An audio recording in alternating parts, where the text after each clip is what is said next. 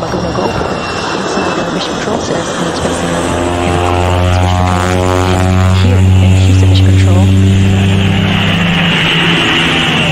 Dragon on Dragon at 1, contact at 2.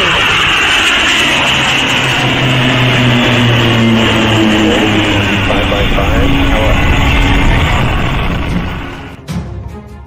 What are you saying? Would you like me to do another check with you over? As a firm, I think it couldn't hurt. Just make sure we've got the suit all configured correctly on the big loop.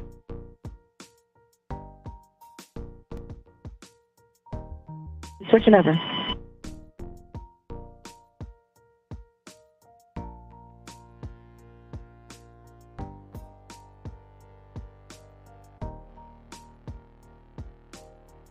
ISS Dragon, check on the big loop.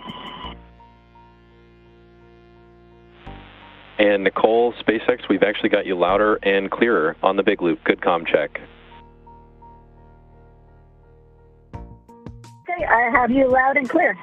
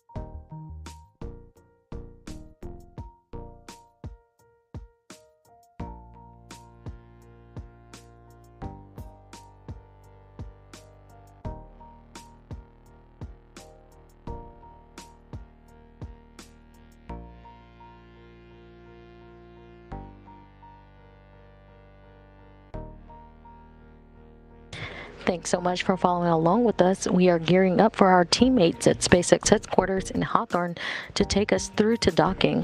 For those of you watching online on YouTube, take a look at the description below the video. There you'll find a new link for Crew 5 approach and docking. Live coverage will continue at that new location shortly. If you're watching on NASA TV, you won't notice a thing and coverage will continue.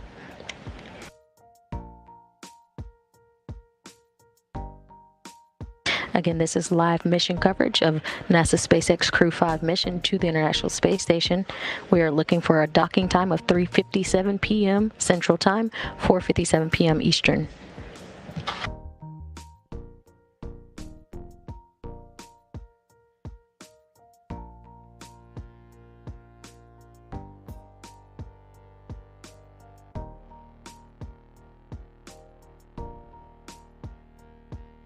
You currently have live views from an external camera on the of the International Space Station of Dragon as it approaches, just 14 kilometers away at this time, closing in at a range of 4.24 meters per second.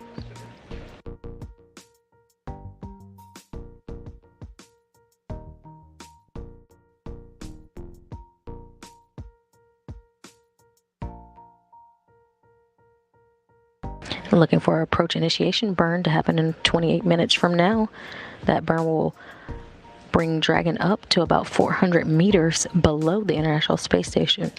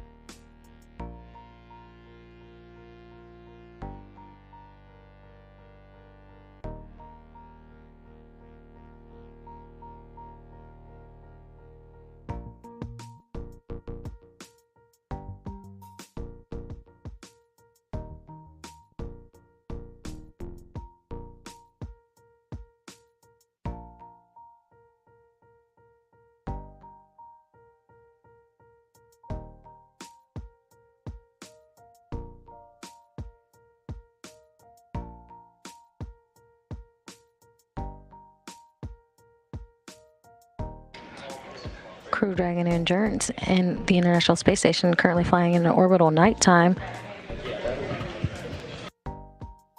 In an orbital daytime over the northern United States.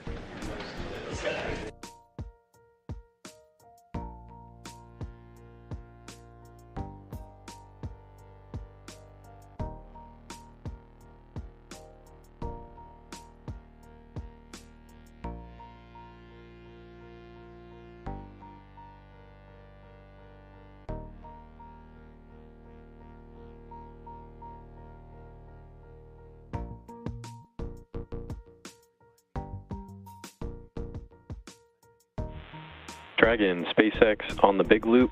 Ground teams have pulled go for approach initiation, and we will be enabling the maneuver shortly. Expected start time is 1930 UTC. Dragon copies 1930 UTC.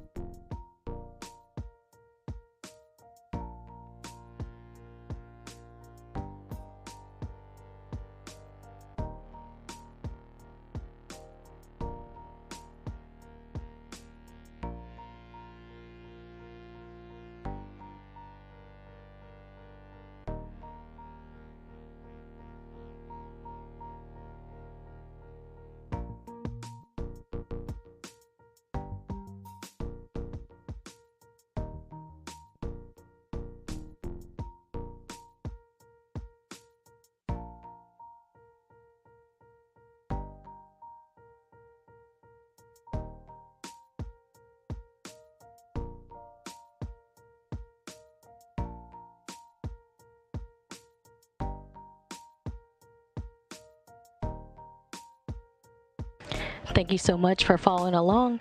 We've had live coverage of Crew 5's mission to the International Space Station. We're currently gearing up for our teammates over at SpaceX to get us through to docking. If you are watching along on the live stream or webcast, if you look right below the video, you'll see a little description, a new link for where you can go for the new video for the docking coverage. If you're following along on NASA TV or the app, you'll notice no difference, and we'll continue the coverage for you as we have been for the past 25 hours. Again, so I'm going to toss you over to Hawthorne. How's it looking, Hawthorne?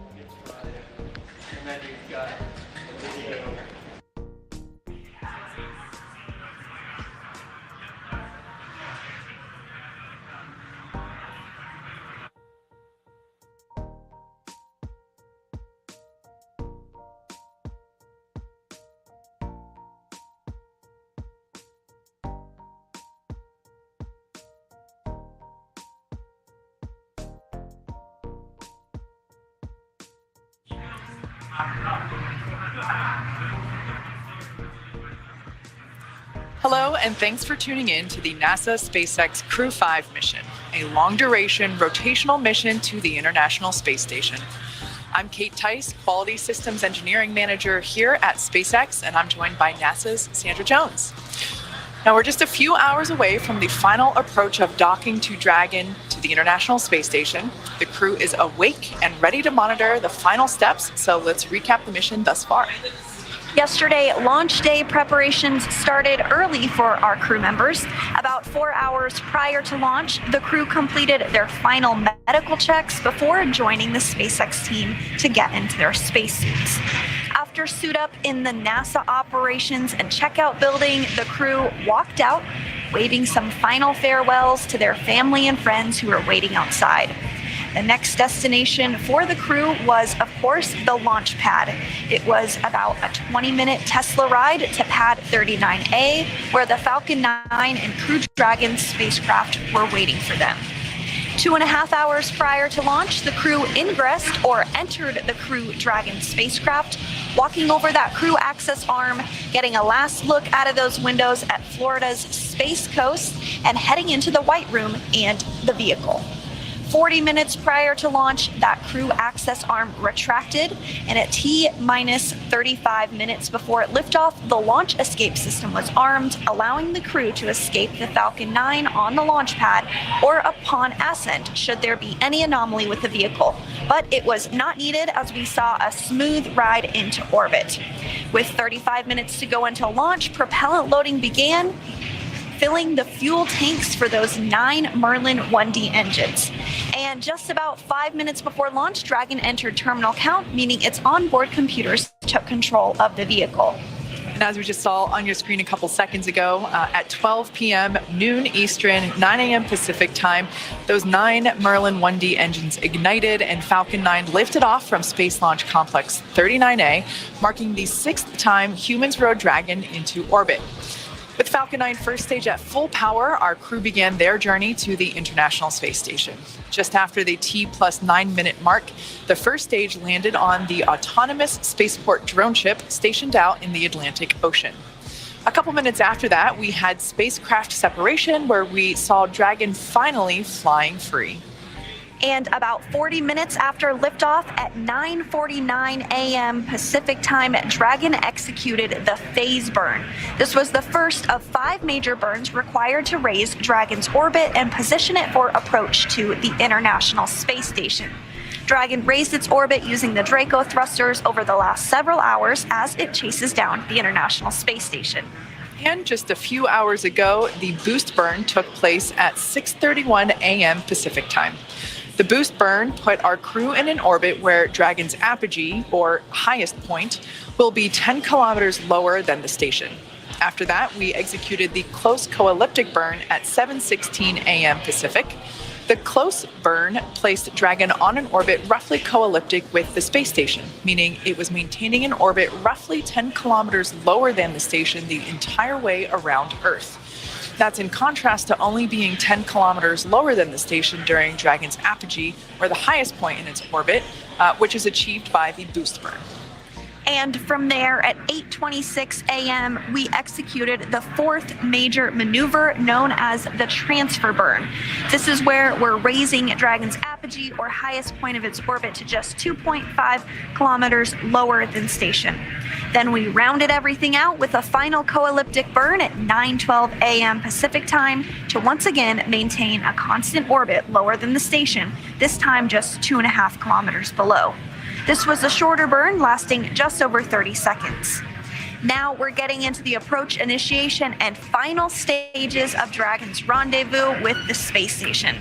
This is also where we start integrated operations between the Dragon control team here in Hawthorne and the space station flight controllers in Mission Control Houston. The teams will transition to integrated operations roughly 45 minutes prior to approach initiation, which has already happened. During the approach, SpaceX flight controllers will work in tandem with the NASA team in Houston to maneuver Dragon Endurance to the proper attitude and initialize the navigation sensors used for the methodical approach to station. Now, they'll also activate and test out a number of systems on Dragon, including the bidirectional communications with the station using the C2V2 system. C2V2 stands for Common Communications for Visiting Vehicles. It sets up a data stream from Dragon to the station, giving another path for Dragon telemetry to come to the ground and giving additional command capability for the astronauts aboard the station. At approximately 12:29 p.m. Pacific, Draco thrusters on Dragon will fire for the approach initiation burn when Dragon is about 2.5 kilometers below station and just about 7 kilometers behind it. This will swing Dragon up until it's about a quarter mile, which is around 400 meters directly below the space station. This maneuver will also move Dragon inside one of 2 checkpoints around the station that requires a set of go, no-go poles with the different control teams. The first checkpoint is called the Approach Ellipsoid, or as you might hear it called, the AE. It's an imaginary shape measuring 4 kilometers by 2 kilometers by 2 kilometers, essentially a large 3-dimensional oval. Before Dragon is given permission to move inside the Approach Ellipsoid, the capsule is configured to be on what is known as a 24-hour safe trajectory. This means that if Dragon lost all control to its thrusters, it would be at least 24 hours before its trajectory would move inside the Approach Ellipsoid. That's right. The NASA and SpaceX teams will do a go, no-go poll to move Dragon inside the keep-out sphere, another checkpoint that consists of an imaginary sphere around the station with a radius of 200 meters.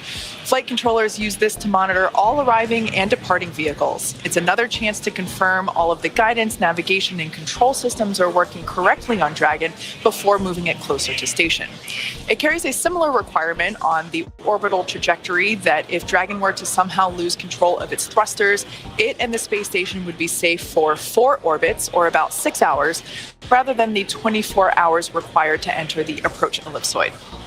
Once Dragon arrives at the 400-meter below station mark, it will be at what is known as waypoint 0 and will be the first checkpoint during our approach. The vehicle can hold here at 400 meters, but if all of its systems check out, we can continue the approach to waypoint 1. Dragon's move from waypoint 0 to waypoint 1 will swing it up and out in front of the station, arriving at a distance of approximately 220 meters. At this point, it will be on what we call the docking axis, which essentially means it is directly in front of the docking port, and the crew are headed to the forwardmost port on station, the Node 2 forward port. Dragon has docked to the Node 2 forward port before, and it utilizes the international docking adapters. That's where those are located, which have been installed for these new commercial spacecraft flights, as well as any other future spacecraft that also use the international docking standard. Once Dragon is only 20 meters away at waypoint 2, the spacecraft focuses on aligning its docking system with the International Docking Adapter, or IDA. We may hear the call-out CHOP, which stands for Crew Hands-Off Point, a little less than 30 seconds before docking. At this point, any aborts will have to be done automatically by Dragon. And then it will be the moment we've all been waiting for when our crew arrives at the space station. Dragon will fly in and make contact with the IDA, giving us what we call soft capture.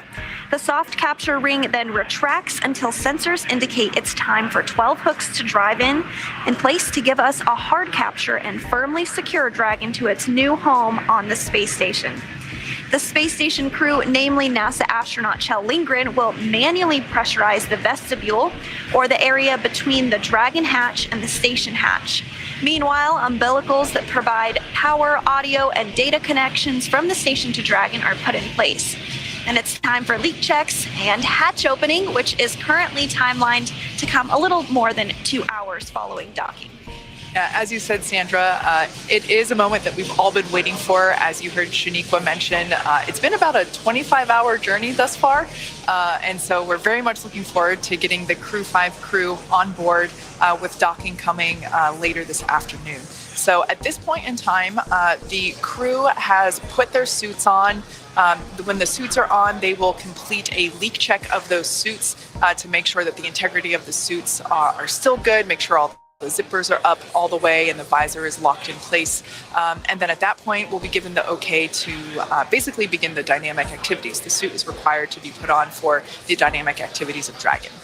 Yep, that's exactly right. And they do wear that spacesuit just in case they were to lose cabin pressure or have any other type of emergency scenario which would require them to wear the suit. So like you said, during those more dynamic phases, like during launch and docking, we do have the crew in the suit. But during the other times, when they are traveling to the space station, they're able to get out of the suit, float around and enjoy their time in space, have some food, get some rest, and just really relax and get excited for the moment that they dock to the space station. Absolutely. I've said it before, if I were an astronaut inside Dragon, my face would just be stuck to the window. I would be looking out constantly. I know there's a lot of things that the astronauts can do to fill their time. Of course, just like astronaut time is on station, very scheduled. It is also pretty scheduled while in Dragon as well in terms of preparing for upcoming burns. Even their sleep periods are scheduled as well. Yep, absolutely. And speaking of upcoming burns, we're now just about 2 minutes away from that approach initiation burn. As we mentioned before, there's been several other burns that have led us up to this point, but this one really starts to get us into the position to be able to dock with the space station here coming up pretty soon. Absolutely. Now, we were talking about the suits a little bit earlier. For those of you that might be unfamiliar with the spacesuits that the Dragon astronauts wear while inside the capsule. Hopefully we'll be able to bring you a live view from inside the capsule so you can see it for yourself shortly. But they are all custom made for each astronaut. They are a really well-fitting suit, as Sandra mentioned, the idea being not only having a safety component to it as well, but also a design element. We wanted it to look like a spacesuit from the future. So we designed them to be really well-fitting.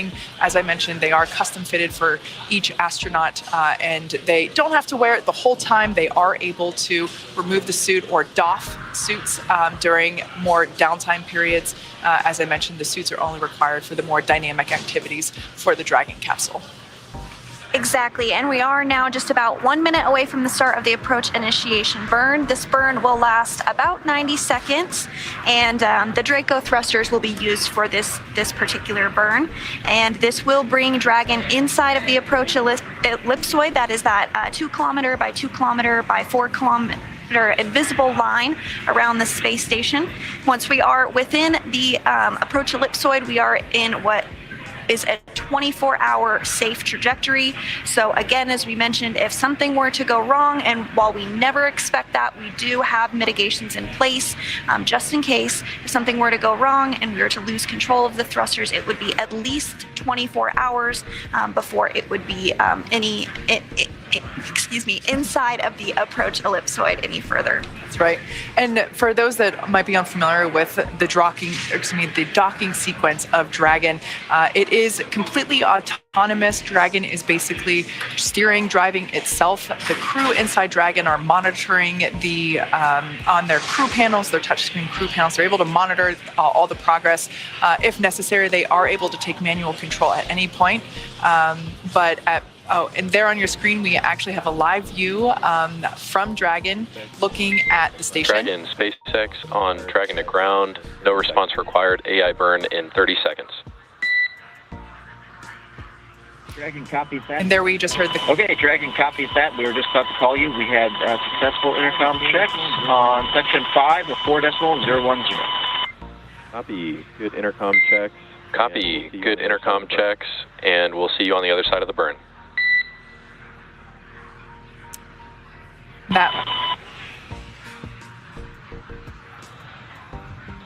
So that was just mission control here in Hawthorne, which you see there on your screen, just letting Dragon know that they were 30 seconds away from the approach initiation burn, which at this point in time is, like I was saying before, is everything an approaching station is highly choreographed. Everything is super controlled to make sure that the safety of the station, the safety of the Dragon crew is first and foremost. And that's why we basically have all these different phases and checkpoints that we have to reach in order to arrive and depart the station. Exactly, and as we said, that burn is expected to last about 90 seconds, so not a super long burn. But we should hear confirmation that that burn is underway here shortly. And the crew has already began those leak checks earlier, as you said. Now that we're starting into some of these more dynamic phases, they are suited up just like they were yesterday when they did go ahead and launch. So we're standing by for the start of the approach initiation burn. We should hear it any second now.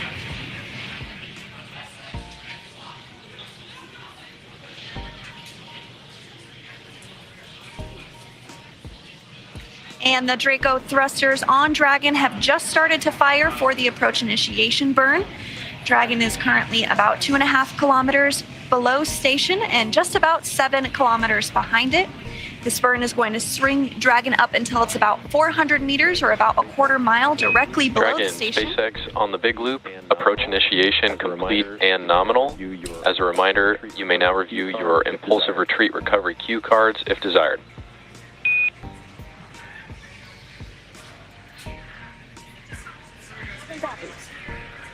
I can copy.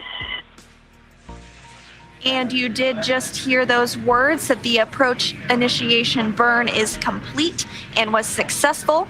So this maneuver does move Dragon inside one of 2 checkpoints around the station that requires a set of go, no-go polls with the different control teams. The first checkout is called the Approach Ellipsoid, which we've been chatting a bit about, and you may hear it called the AE. It's an imaginary shape measuring 4 kilometers by 2 kilometers by 2 kilometers, essentially a large 3-dimensional oval. And before Dragon is given permission to move inside the Approach Ellipsoid, the capsule is configured to be on what is known as a 24-hour safe trajectory, which again means that if Dragon lost all control to its Dragon, thrusters... SpaceX on Dragon to ground for waste system.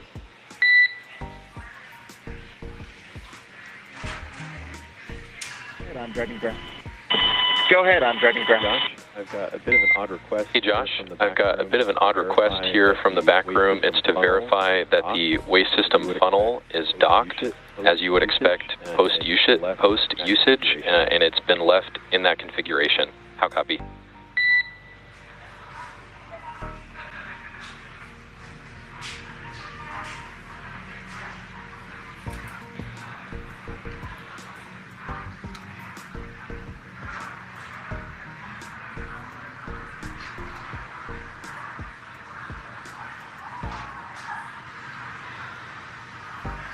So again, Dragon is now within the approach ellipsoid, which means that if Dragon lost all control to its thrusters, it would be at least... SpaceX Dragon on Dragon to ground.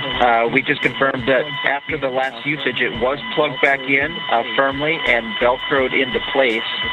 Let us know if you need us to get out of the seat and confirm. Thanks for the confirmation, Josh. That's good enough. Thanks for the confirmation, Josh. That's good enough for us at the moment, and we'll stand by for your completion of suit donning.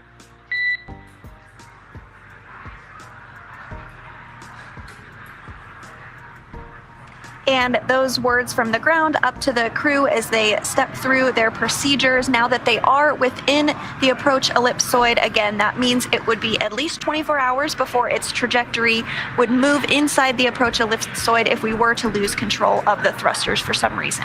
That's right. So as you heard a little bit ago, we did have that approach initiation. Dragon does have the ability to perform a mid-course maneuver about halfway through the journey to waypoint 0, and that's just to help ensure that Dragon is positioned correctly under the station, 400 meters below. About halfway from our starting point of approach initiation to waypoint 0, Dragon will execute a small mid-course maneuver, and this is just to fine-tune our approach to ensure we're targeting a precise point 400 meters directly below the station. Yeah.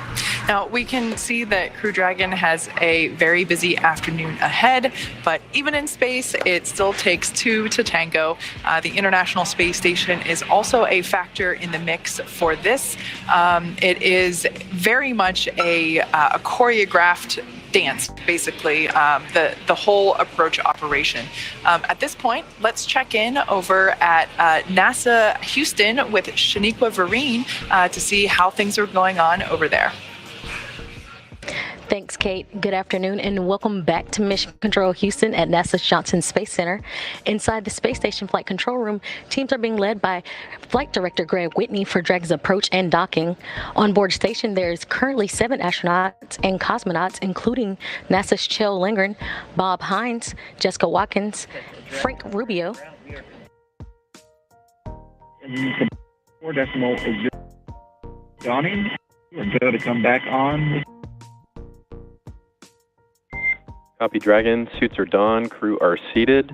We are ready to step into leak checks. We'll meet you over in 4.011, and we'll bring the cameras back on board.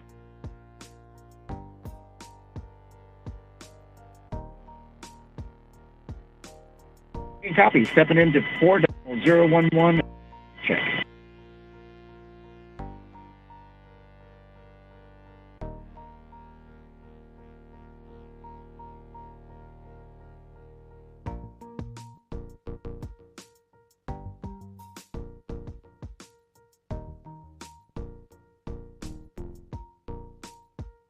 And you just heard confirmation from the crew to the core in Mission Control SpaceX.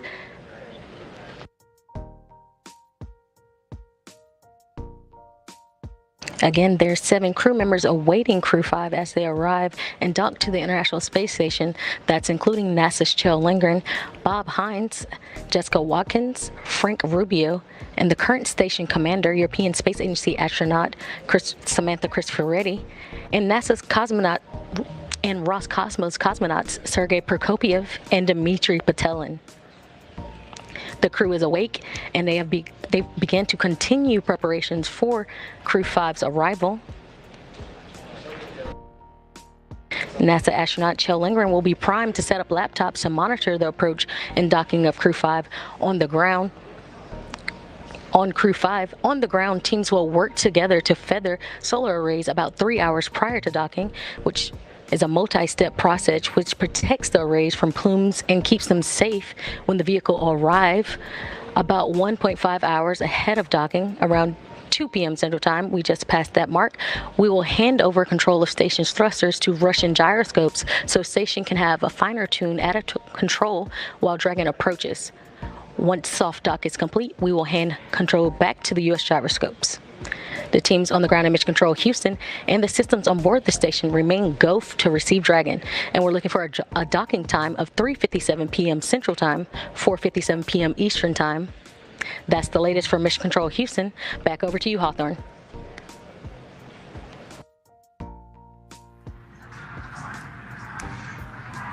Thanks, Shaniqua. So glad to hear that everything is going smoothly in Mission Control Houston. And as you have this view of Mission Control Houston there, you could see one of our flight consoles, the Cronus console, and they are in charge of all of the cameras and videos and help configure that throughout the International Space Station, and they did actually get views of Dragon when it was over 1,300 miles away from the International Space Station. I'm not sure if that's a record, but they have been tracking Dragon as it approaches for quite some time.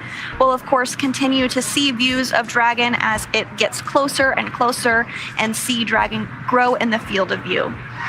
Yeah, I follow a couple of the Kronos controllers on Twitter, and it's so amazing to see the images that they're able to capture from the station. And I never realized it, but it's actually quite a skill to be able to capture the things they do. And it makes sense because the station is constantly moving. And especially during Hurricane Ian, it was pretty cool to see the images coming from ISS. So all that being said, now while we wait for our next milestone, let's take a moment to meet our crew.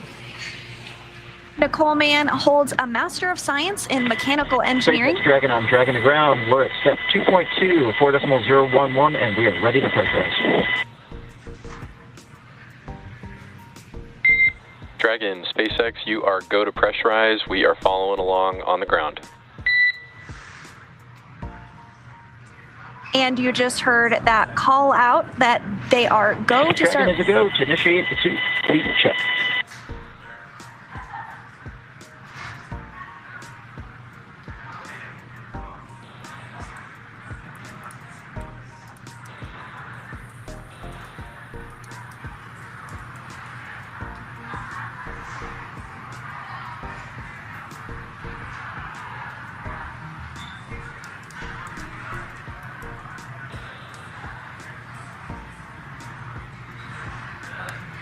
And we did hear that those suit leak checks are underway. During the more dynamic phases of flight, we do have the crew get suited up into their spacesuits, and right now we are running through a suit leak check, making sure that it can get pressurized to the right levels that we need it to be, should that be necessary for any reason. So let's continue to learn a little bit more about our crew as they step through those procedures. We do have Nicole Mann on board of Crew 5. She holds a Master of Science in Mechanical Engineering and is a colonel in the Marine Corps. She was an FA-18 Hornet and Super Hornet test pilot and deployed twice aboard aircraft carriers in support of combat operations in Iraq and Afghanistan. Nicole was selected by NASA in June of 2013, and in the years that followed, led the astronaut corps in the development of hardware in the Artemis program. Today, the Crew 5 commander will be flying into space. Well, she is in space now. She's in space for the very first time, and once she reaches the space station here shortly, she will be the very first Native American woman to stay on station. Now, Josh Cassada, our pilot, he grew up in White Bear Lake, Minnesota. The physicist and U.S. Navy test pilot flew the P-3C and the P-8A and flew in 23 combat missions. He later became an instructor at the U.S. Naval Test Pilot School, which is a common path military officers take to join NASA. Cassada is one of more than 100 graduates who became astronauts going all the way back to the Mercury program. Now, more recently, he served as capsule commander in mission control, but today he is the pilot on board Dragon. Next up is Koichi Wakata, who is one of the mission specialists. He's a Japanese astronaut who has a doctorate in aerospace engineering, and in 1996 became the first Japanese mission specialist aboard the Space Shuttle Endeavour for STS-72. Altogether, Koichi has flown in 4 space shuttle missions, a Russian Soyuz, and was on a long-duration stay aboard the International Space Station. During his 2-decade career as an astronaut, Koichi has spent 11 months in space. And our second mission specialist on Crew 5, Russian cosmonaut Anna Kikina. She was born in Russia and graduated with honors from the Novosibirsk. Dragon, we saw 4 good suit checks, and those numbers look great. Dragon, SpaceX, we see all the same, 4 good leak checks, and we've got a healthy vehicle headed towards the mid-course maneuver 13 minutes from now. All right, so we just heard there that they had Sounds great. 4 good suit leak checks, so we are continuing ahead. Now, Anna in 2012 officially became a candidate for the position of test cosmonaut. Crew 5 will be her first flight into space as part of the recent resumption of integrated crews on U.S. Crew spacecraft and the Russian Soyuz with the Russian State Space Corporation Roscosmos. That's right. So as we mentioned, we do have 3 first-time flyers, and then Koichi Wakata is our veteran astronaut on board. But yesterday, it was really great to see as the crew got into orbit. They had their zero-G indicator. So cool. This is a tradition amongst crews who have some type of indicator that shows them once they have reached the microgravity environment of space. And so yesterday, we did get a glimpse of it. It was a small stuffed Einstein doll, and we had some great words from NASA astronaut Josh Cassada, who shared the significance of that zero-G indicator. If you didn't catch it live yesterday, I highly recommend going back and checking it out in the broadcast. It was pretty special. Yeah, it was really touching. I also loved that during the launch broadcast, Bob Benkin, who was one of our 2 space dads that flew on the NASA SpaceX Demo 2 mission, actually brought the zero-G indicator from that mission, his son's sequined stuffed dinosaur named Tremor. Many of us here at SpaceX and probably also at NASA, we have a replica Tremor at our desks, and so it was really special and cool to see the real Tremor on the launch broadcast yesterday. Yeah, that was very special. Absolutely. And speaking of the launch broadcast yesterday, we also talked about the 50th SpaceX suit. We had a helmet that we were able to talk about, and Jesse shared some great information on that. But the 50th SpaceX suit, that's quite the milestone. Yeah, it definitely is. As I mentioned before, they were designed in-house. They are built in-house by hand by our very skilled team of spacesuit technicians and engineers. It's quite an accomplishment to basically be able to provide each astronaut with their own unique suit. As I mentioned earlier, they are custom fitted to each astronaut, so there is no option to switch them out or mix them up during flight. Of course, they are safely stowed away whenever the astronauts are not wearing them, but we're really proud that we were able to design and build and test a spacesuit of the future, and each Crew Dragon astronaut gets one of their own for each mission. Absolutely. And as we did mention just a couple of minutes ago, we did have 4 good suit leak checks, which is just checking off another milestone as we approach the International Space Station ahead of docking. Now, if you are following along with us and would like to ask a question, please be sure to do so. You can use the hashtag #AskNASA, and we'll answer as many as we can while we're on air. So let's see if we have any Ask NASA questions right now that have came in.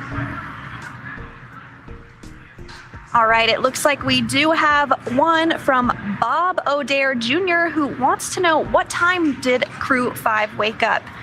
Well, typically, the crew has a prescribed sleep and wake cycle that they utilize on the journey uphill.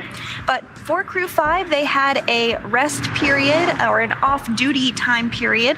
So they were able to get out of their spacesuits, get comfortable, and get some rest. They did wake up earlier this morning, a little earlier than expected, which makes complete sense. It's probably a little bit like Christmas morning for them. They're eager to get the day started and get docked. Looks like we have another question. What kind of meals do the astronauts eat prior to docking? Do they get to choose their meals? And this comes to us from KC7Z1E. So the crew has a variety of different meals that they have the option to eat while they are in space. Now, there is 2 real different types of meals it's important to distinguish between. While in Dragon, they have something similar to an MRE or a meal ready to eat that they can easily eat on the journey uphill. Once they do arrive to the space station, they have rehydratable food that has been dehydrated in our food lab in Houston. And they have a variety of different foods that they can eat: macaroni and cheese, different meat products, pasta.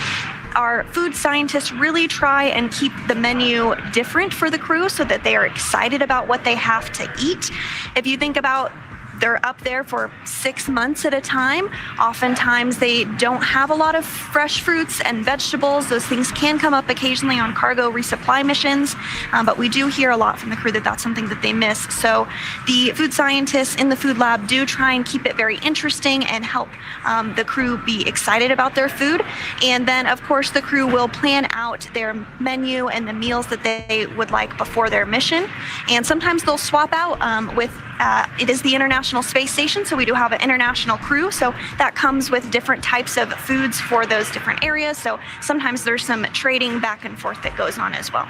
Yeah, I love the Twitter feed come the holiday seasons for the International Space Station, because we see the crew actually sharing meals together, really just like passing things around so that everybody can get a taste for whatever holiday it is being celebrated on the ISS. And I like that the crew gets to share a taste of home and also get to maybe try some new flavors as well.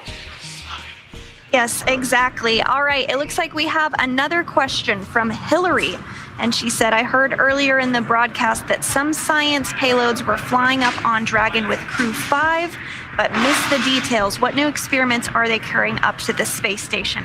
Well, we could talk about this question for the rest of the broadcast because it truly is the International Space Station, and the point of it is to do science research and investigations. So throughout the Crew 5 mission, there's over 200 science experiments that the crew is going to work on. So of course, we can't get into all the details about those, but I do highly encourage folks to follow along with us on social media. The ISS research account goes through a lot of that. And then we just had the 2022 version of Benefits for Humanity come out that looks lists so cool. Yeah. a plethora of science that has been done on board the space station and how it directly benefits us here on Earth. So check that out if you're interested. But some of the highlights are life science in cardiovascular health, particularly bioprinting and fluid behavior and microgravity to help prepare for human exploration beyond low Earth orbit and to benefit life here on Earth, like I said. Super cool. Now, the next milestone that we have coming up for the crew is that mid-course maneuver that's coming up in a little over 3 minutes. As we mentioned before, this is an opportunity to make sure that the Dragon spacecraft is still on the right trajectory, heading toward the International Space Station. Everything is super choreographed and controlled as Dragon approaches and also when it departs space station. So basically, the next couple hours are filled with various maneuvers, burns, and checkpoints that Dragon has to get through and approvals in order to ultimately make that final contact with the station.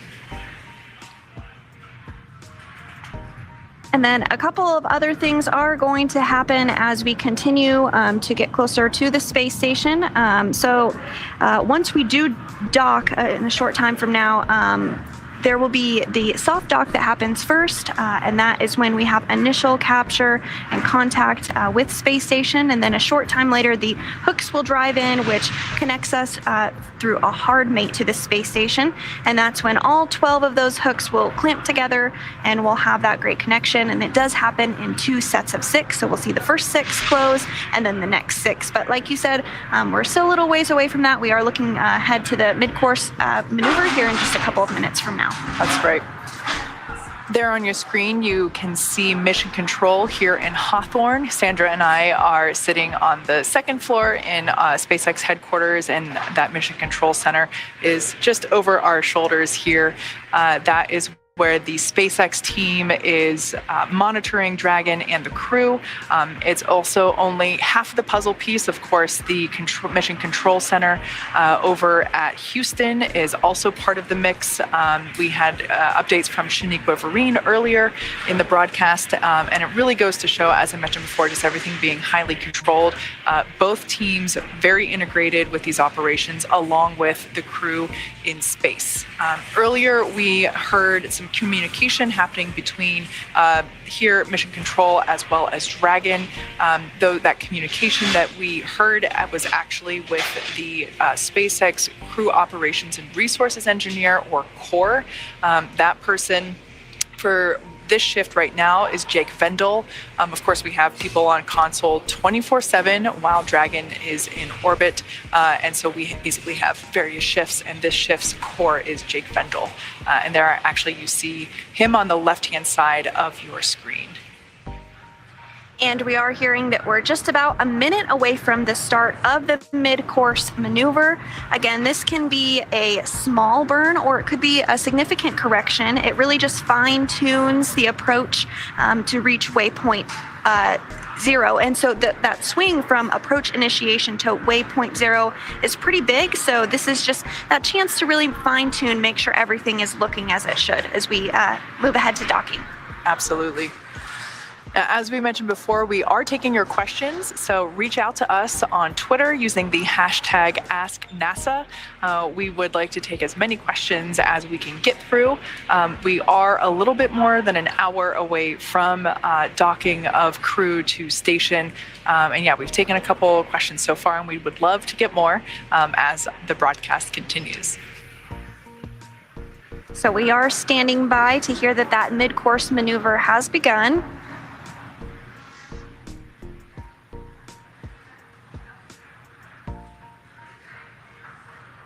Endurance is about 2 kilometers from Station Houston, switch ground 2 for Chell and window shutters.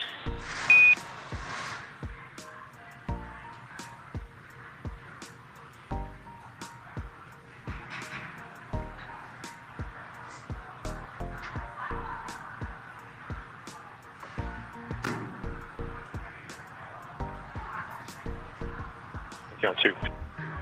Hey, John 2. ready KU.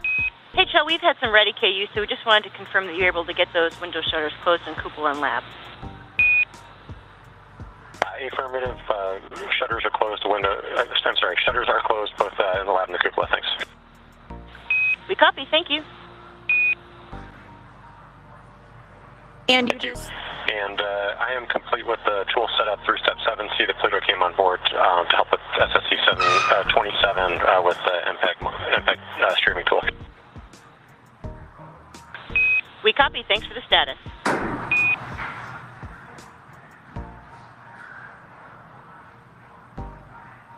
And you just heard those words from the ground up to NASA astronaut Chell Lindgren discussing the shutters in the cupola. The cupola is that window to the world.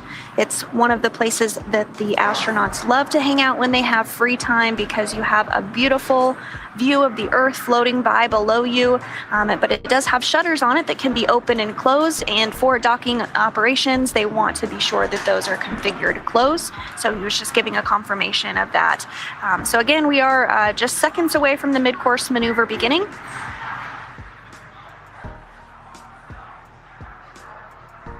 And the mid-course maneuver is underway.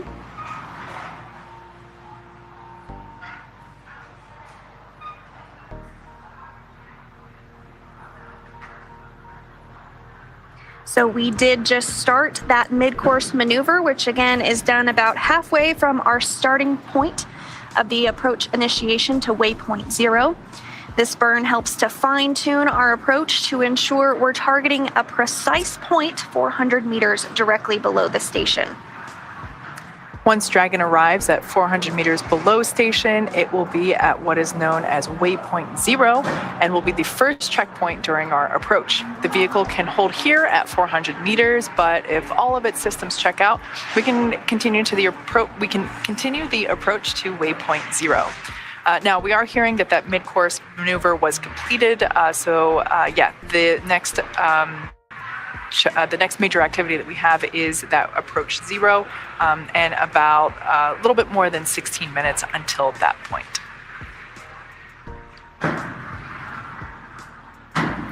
And so once Endurance does dock to this space station, this will be its second time docking to this space station. It last docked there just shy of a year ago on November 11th of 2021, and that was with Crew 3, of course, and that was NASA astronauts Rajachari. Dragon, SpaceX on the big loop, mid-course correction maneuver complete and nominal. Trajectory is converged on waypoint 0.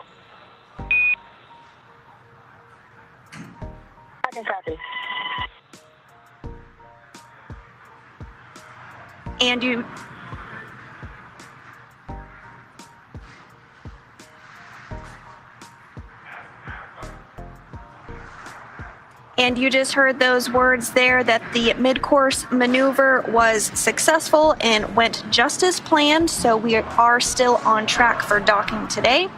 As I was saying, so once Endurance docks, this will be its second time on station. It last docked there on November 11th of 2021, and it just undocked on May 5th of this year, so it hasn't even been a year since it's been on station, so pretty neat that it's going to be back again. All right, so as we mentioned, we are taking your questions on social media using the hashtag AskNASA, and it looks like we have another one coming our way. This one comes to us from Jordan T. How fast is Drew Dragon, although I like that name, I think it's a typo, Crew Dragon traveling at the time of docking? Yeah, this is a great question. In order to catch up and really stay in orbit, it has to be going just as fast as the International Space Station, which is about 17,500 miles per hour. So the whole idea is to go fast enough to basically not fall back to Earth. So yeah, it's going pretty fast. And it's incredible to think that it really gets up to that velocity in just a matter of minutes after it lifts off from Earth. That's right, and it looks like we do have another question here that is asking, why does the flight to the space station take 24 hours? So we did touch on this earlier. It's all based upon the phasing and where the International Space Station is at the time of launch. We do launch from the Kennedy Space Center in Florida, so depending on when that launch window is, sometimes it can be a shorter launch to docking phasing, sometimes it's a little bit longer. For this particular one, it's going to be about 29 hours from launch to docking. Yeah. Similarly, on Dragon's ride home, it kind of depends on a lot of things. Orbital mechanics being one of them, but also weather. So sometimes the return journey to Earth can take a matter of a couple of hours, or a few hours, to depending on weather at the splashdown locations could take up to 24 or even a few more hours. So yeah, everything really has to do with orbital mechanics and trying to get to the right place at the right time. And as we mentioned during the launch broadcast, everything has to be super precise and really instantaneous because the Dragon is catching up to the space station. Those orbital mechanics really dictate down to the millisecond the moment that Falcon 9 has to lift off with the capsule. Exactly right. And here coming up soon, we should start to get some views of Dragon as it approaches the space station, or we might be able to get some views from Dragon of the space station. So looking forward to seeing those views here shortly. And there it is. There's the International Space Station as seen from Dragon. As it approaches, we'll continue to see this grow larger and larger in the frame of view. And now this great view from inside the Dragon capsule. Yeah, this is our first look inside Capsule this morning. As we mentioned before, the crew put their suits on. We got through 4 successful suit leak checks, and there we can see the same panels that the crew is using to monitor. So when we hear the crew communicating, they might be saying that we're go for section 4 or we're in step 2.6. It's right there in front of your eyes. You can see the procedure that they are also running through and monitoring. Now on either side of the procedure screen was a cool visualization of which thruster is firing when. So kind of a nice visual to be able to tell how Dragon is steering itself. Absolutely. And in this view here of the International Space Station, you can make out the solar arrays. Those are those pieces on either side. Now, right now, Dragon is getting its power from its own solar arrays that are found on the trunk of the vehicle.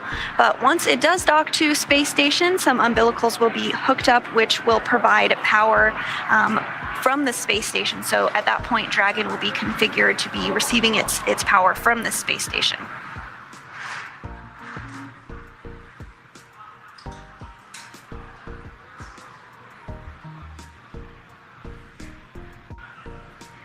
So a couple of things are going to happen as we reach waypoint 1. The sensors on Dragon are going to basically lock on the forward docking port, and that is really the target that we're going for. And then once it is locked on, it will automatically deploy the soft capture ring. Again, that ring is composed of a ring. Dragon, SpaceX on the big loop. Ground is go for approach 0, and we will enable the maneuver shortly. Expected start time is 2017 UTC. Dragon will continue approach through waypoint 1 toward waypoint 2.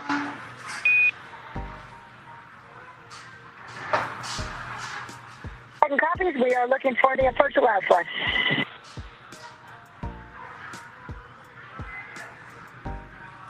And you just heard those words that we are continuing the approach towards waypoint 0.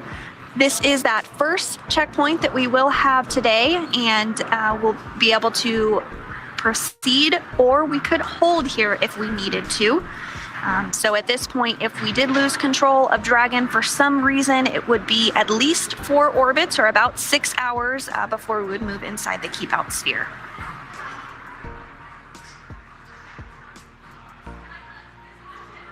And it looks like that is a view from station of Dragon. So there we can see planet Earth rotating as Dragon catches up to the space station. As I mentioned before, I love views like this because it kind of shows just how grand all the operations are. As we've said multiple times, everything is very controlled and choreographed, and it's pretty cool to see Dragon just get closer and closer.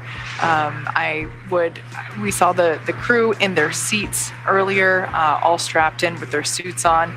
But as I mentioned before, I would personally just want to have my face against the window the whole time, just looking out. And this view that you are seeing, Dragon and the International Space Station are flying 266 statute miles off the coast of Australia. Looks like they're just about to cross over into Tasmania. Now, the International Space Station travels 17,500 miles per hour and orbits the Earth every 90 minutes, which means the crew on board station sees a sunrise and a sunset every 45 minutes. So when you think about it like that, it really puts it into perspective just how fast the crew is traveling. It looks like Cronus is trying to zoom in for us. There we can see that the nose cone has been deployed. We did that several minutes after liftoff. I think it was around T plus 12 minutes or so.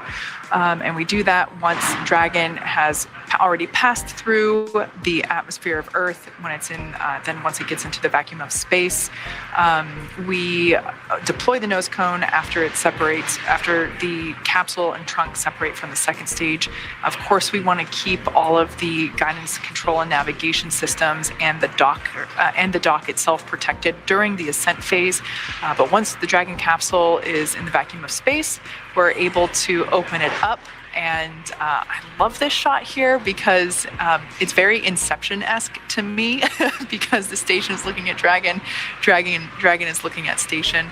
And it's just really cool to be able to see Dragon get closer and closer. Now, for those of you that are looking at Dragon on the left-hand side, and we're seeing it from the top down, we can see a blinking light, as well as barely make out that forward hatch. This, of course, is the hatch that we will be utilizing to dock with the station. You might notice 4 points, well, technically 3, because it looks like the 4th one at the top is covered up. 4 points, just like almost tiny arms sticking out. Those are actually the fins on the Dragon trunk.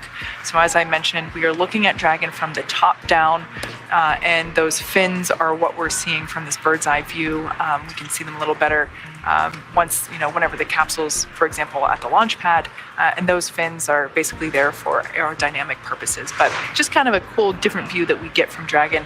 This is the first time that we're really seeing a closer view of Dragon in this from this angle. Absolutely, and we are also beginning to see the space station come into view more and more. You can make out some of those solar arrays. Again, that's going to continue to just get more clear. Right now, Dragon is about 550 meters away from the space station and closing. So yeah, in that view, you can really see the solar arrays starting to come in, get a little bit sharper.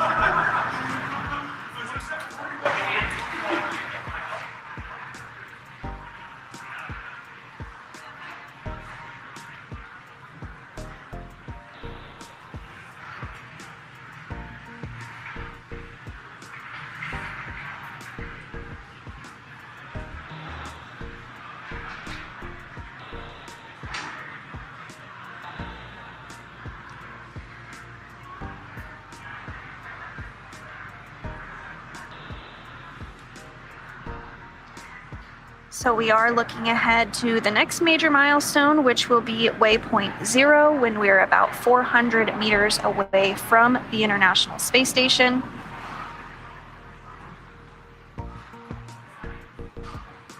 We have touched on this briefly, but that view of Dragon on the left of the screen there, now it looks like we're getting another view from the space station, and you can see it just barely. It's a white dot coming in. It is hard to tell there with the clouds that are on Earth, but we'll see that grow larger and larger. That is again controlled by one of the flight control positions in Mission Control Houston called Cronus. We're able to position the cameras in a variety of different ways that allow us to get these beautiful views of Dragon as well as the Earth. And Kate, you had mentioned we did get some views of Hurricane Ian as it was passing over the United States, but we are able to get some views here of Dragon with that nose cone open like you mentioned.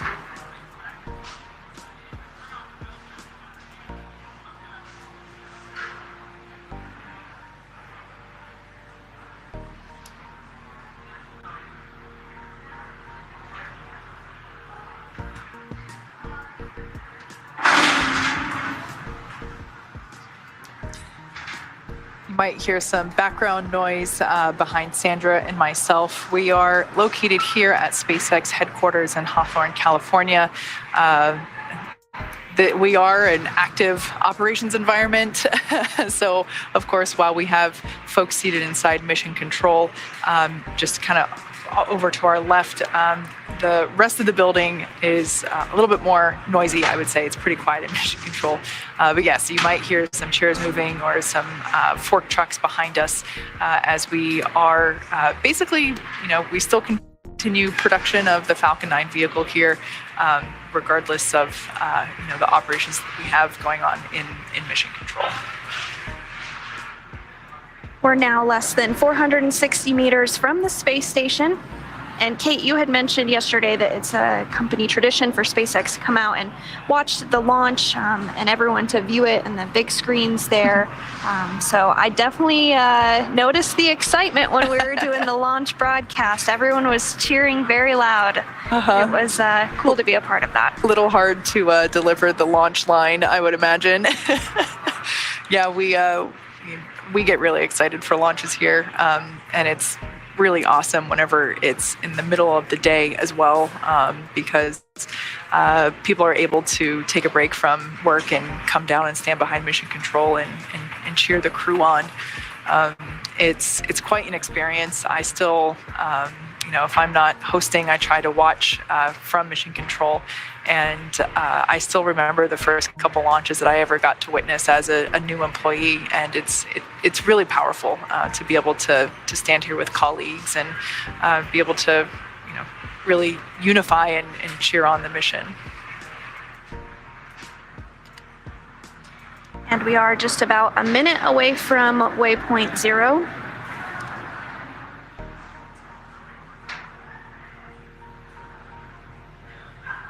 ...427 meters away from the International Space Station.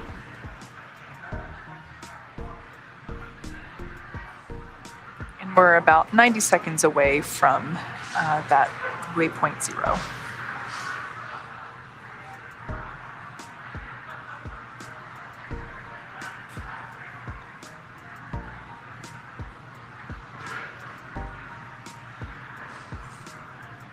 As we've mentioned before, waypoint 0 basically means that Dragon is directly below the station by about 400 meters.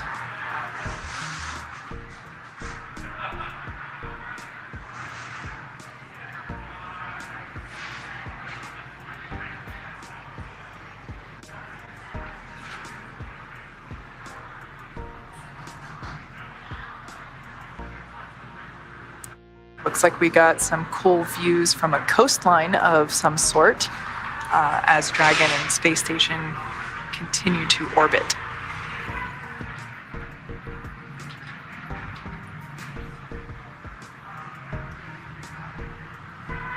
The International Space Station is flying over some beautiful views. Like you mentioned, it's 262 statute miles, approaching Port Via as well as Fiji. So that explains the beautiful, beautiful views we were seeing.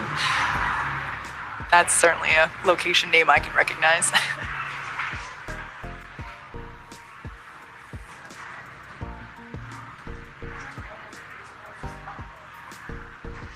All right, standing by for confirmation of waypoint 0.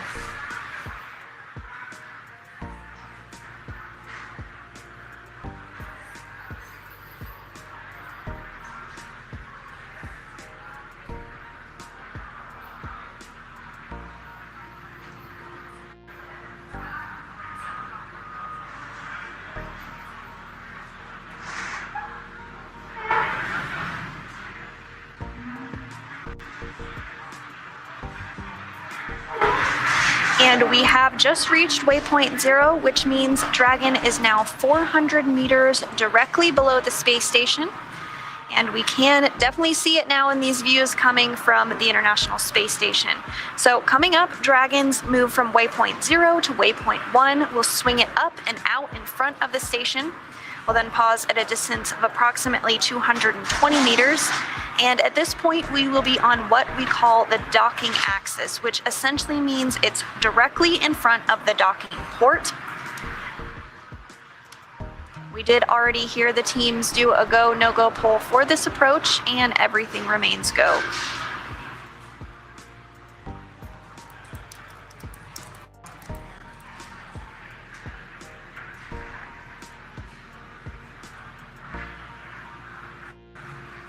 At this time, Dragon is now 392 meters away from the International Space Station.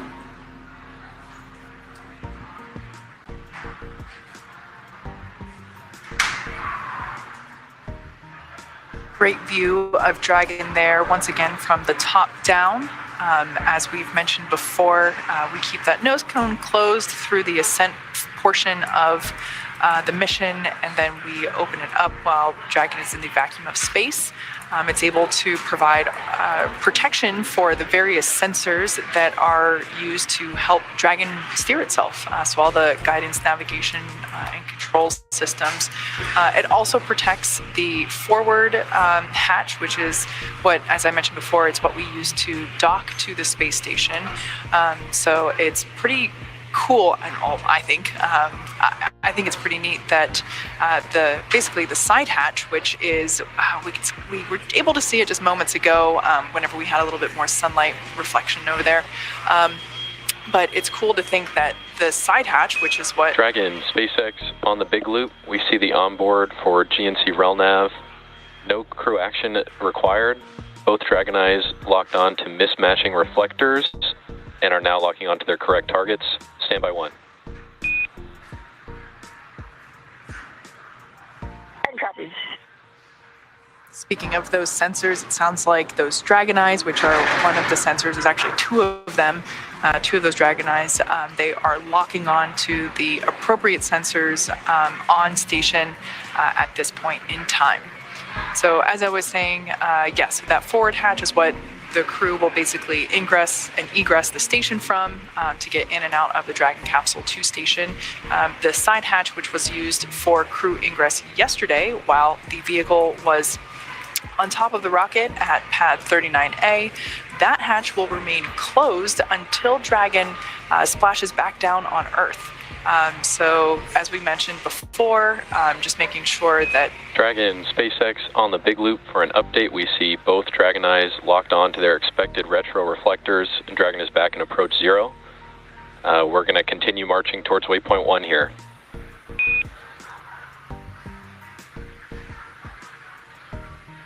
Dragon copies, we see approach 0 and good Dragon eye.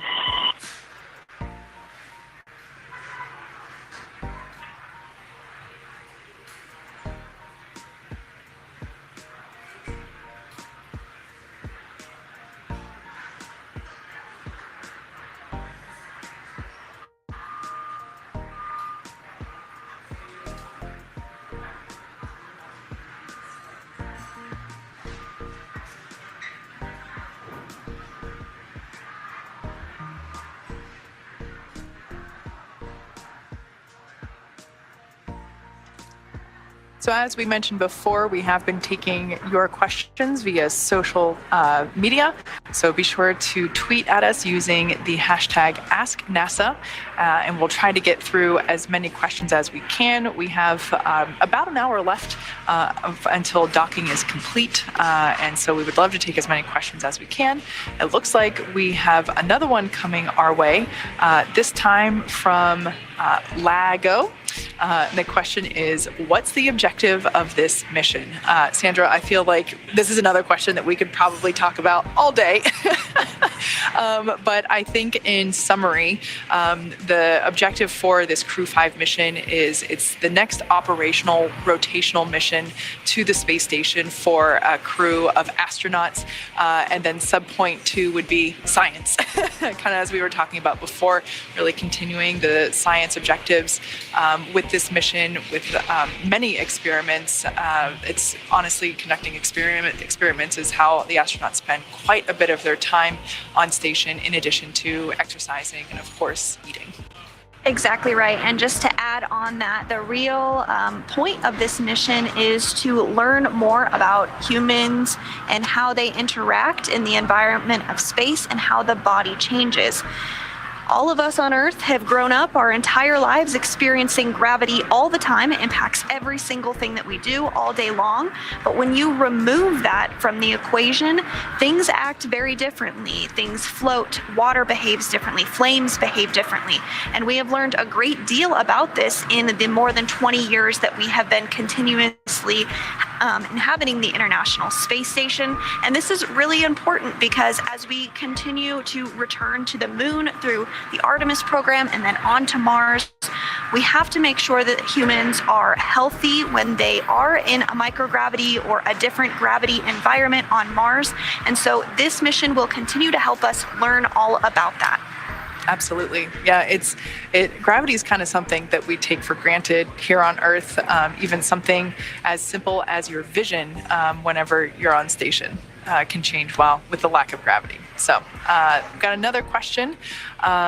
This one comes to us from Rohan87. Love the Lord of the Rings reference there.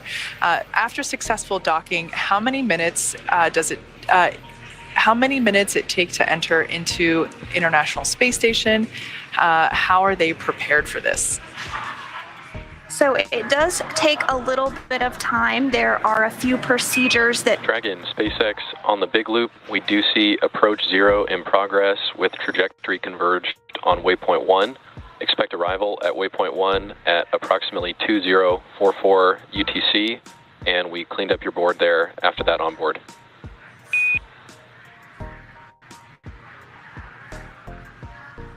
Copies, and we see the cleanup. Thanks.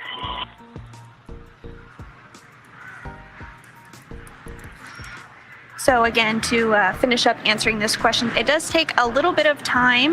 They're not able to open the hatches right away. There's a couple of steps that they need to walk through, including pressurizing the vestibule. That's the space between Dragon and the International Space Station, as well as making sure that the leak checks there are good. Once that takes place, the crew is able to open up the hatches and flow onto the space station. So that takes a little less than 2 hours in total. Now, we just heard moments ago that was communication between the crew and SpaceX core here at Mission Control Hawthorne, just indicating that we'll hit the next waypoint, so that would be waypoint 1. We're expecting to hit that at basically 1:44 p.m. Pacific time, so about 20 minutes from now.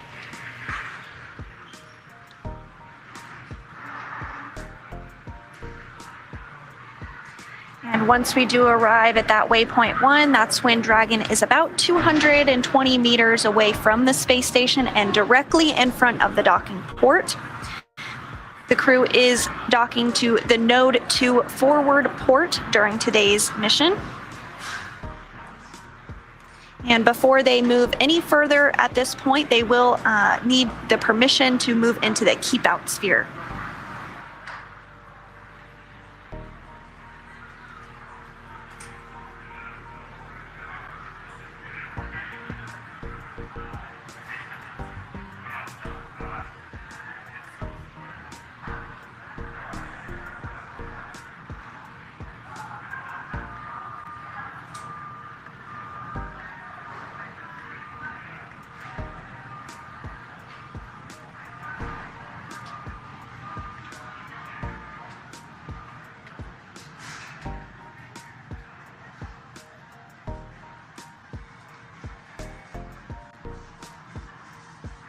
Dragon now closing in on 300 meters from the International Space Station.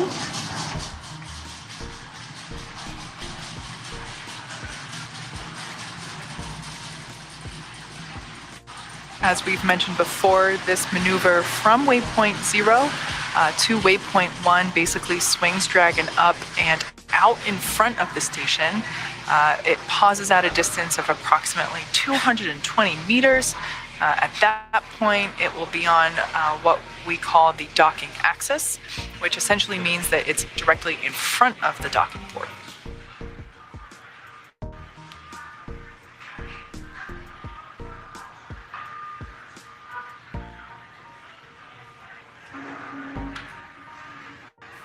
And it is really important that we have these different waypoints because they allow the team to really evaluate the status of the vehicle, the readiness of the space station to receive it. And we do have these checkpoints for all visiting vehicles.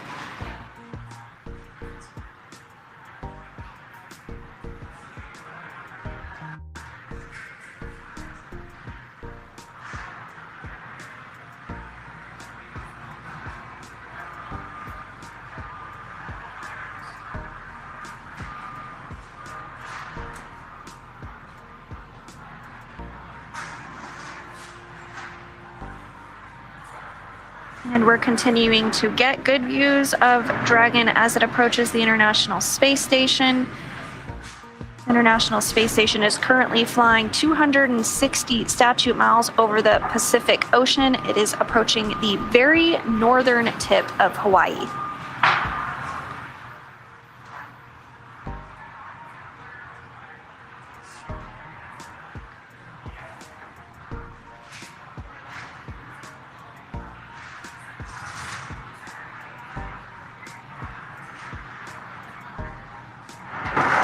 As we've mentioned before, SpaceX flight controllers, which are based here in Hawthorne, are working in tandem with the NASA team in Houston to make sure that everything is going accordingly with Dragon as it continues this controlled approach to station.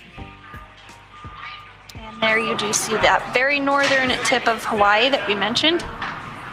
Again, aloha. Dragon and the International Space Station flying about 260 statute miles above it.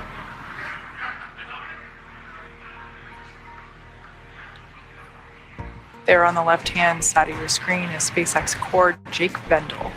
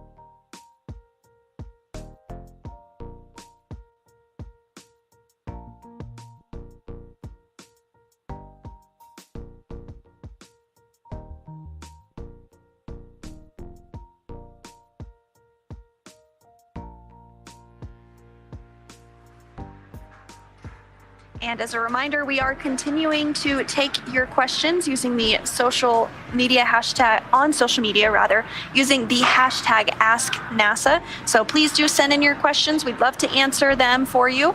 We do have a question from Ashley who wants to know, even though the astronauts are in zero gravity, can they feel the speed of the Dragon? Yeah, that's a good question. Generally, no. So once they are basically, at velocity inside Dragon, you don't really feel how fast it's going. It's very similar to whenever you're in a car. Let's say you're in the passenger seat and you're the driver, you're on the freeway. And if you're going 65 miles an hour, you don't really feel how fast you're going. You might be able to see it based on looking out the window. But generally speaking, you don't feel it unless if there is a change in that velocity. So if there's braking or if there's acceleration. So similarly to Dragon, they might be able to feel. Thought we were going to get some comms there, perhaps not. They might be able to feel changes in velocity, but because they are also going as fast as the Dragon capsule itself, they really can't feel that they're actually going 17,500 miles per hour. And that's, of course, at this point in the mission now. Now, yesterday during launch is a little bit of a different story because the crew, like you said, is experiencing that change in acceleration. So at that point, they are able to really feel those G's that they're pulling as they do travel a lot faster than they were on the launch pad before they blasted off. Absolutely.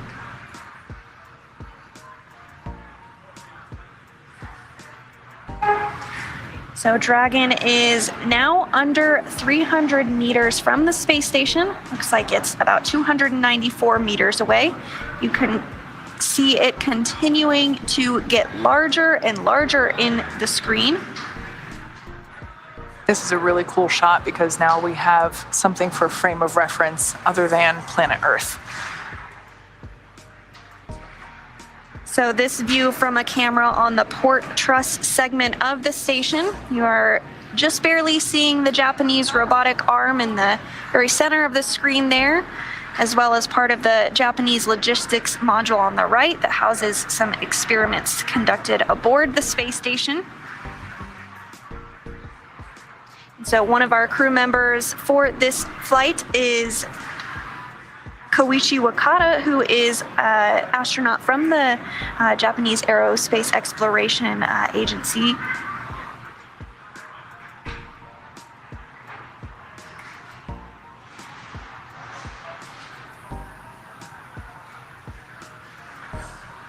We're just under 6 minutes until we hit waypoint 1.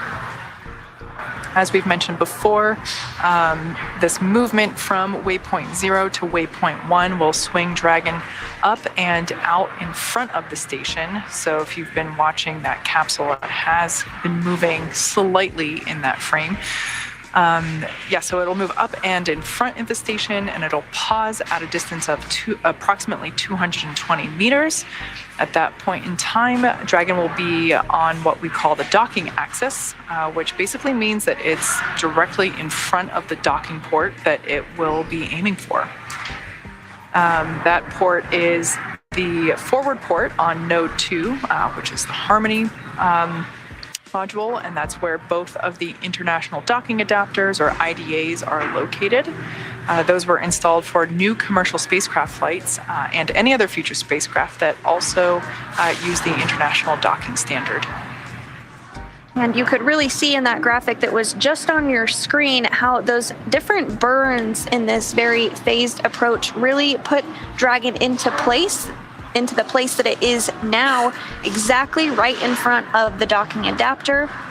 You can really start to make out the International Space Station. You can see the solar arrays there, and even some of the vehicles that are currently docked to the space station. There's right now 4 vehicles docked to the International Space Station. That includes the SpaceX Freedom capsule, which Crew 4 arrived on and will return back home shortly, as well as the Russian Progress 80 and 81 and the Soyuz MS-22.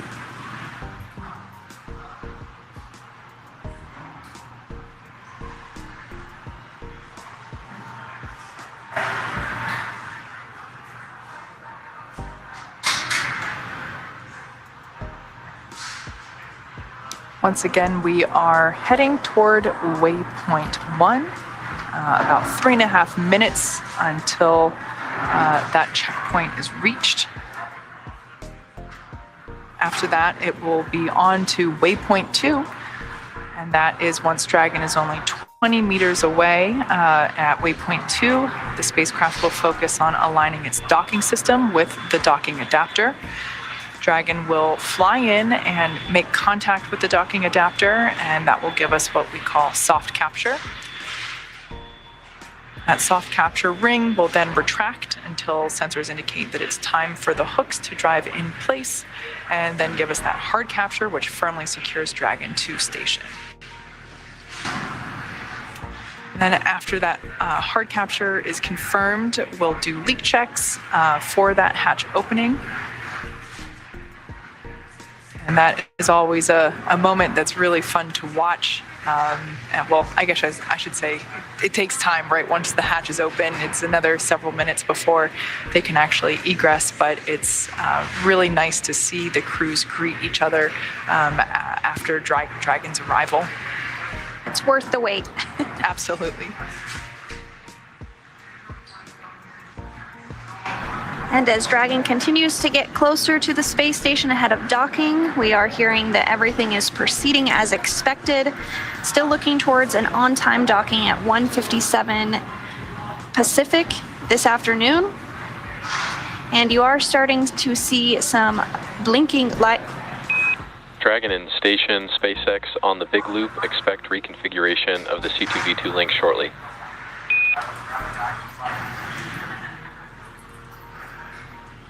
Copy.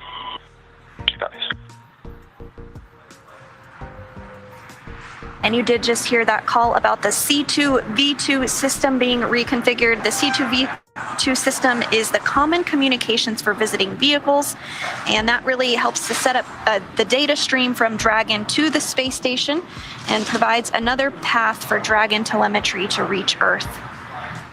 I think that should be renamed C squared, V squared. There we have live views from inside Dragon Endurance with the Crew 5 crew. All 4 astronauts are in their seats, buckled in, and as you can see, their suits are on, but the visors are up.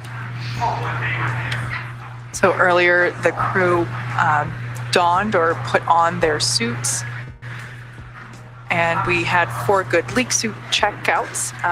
Kind of a mouthful to say there, and basically in order to execute that, we have the crew put their suits on, put the visors down, lock it into place, and then they get in their seats, they hook up the umbilical, just like they did whenever they ingressed into the capsule prior to launch, and then we pressurize the suits at a certain determined pressure for a certain amount of time, and then we basically just check to make sure that those suits are holding that pressure, and then that's the leak check. So once that's good, we're able to continue on with the approach timeline, which gosh, I think it might have been about an hour ago. Feels that much? Feels that way. I don't know. Time's kind of distorted over the last 40 hours. It feels like, but yeah. So with the crew in their seats, they are buckled in. It's a 5-point safety harness that it acts basically as a pretty advanced seatbelt. And the crew, of course, is basically plugged into their seats.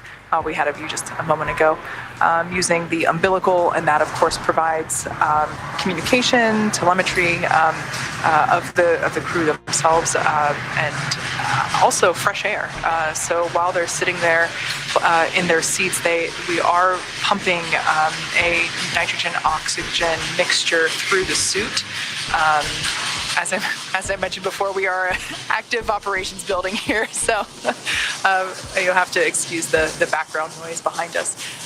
But yeah, the crew is very comfortable in their suits. We are flowing some of that fresh air of that nitrox mixture through the suits, nitrox being the same stuff that you breathe whenever you're scuba diving. As we await confirmation of Waypoint 1, the International Space Station is flying 250 64 statute miles over Washington State.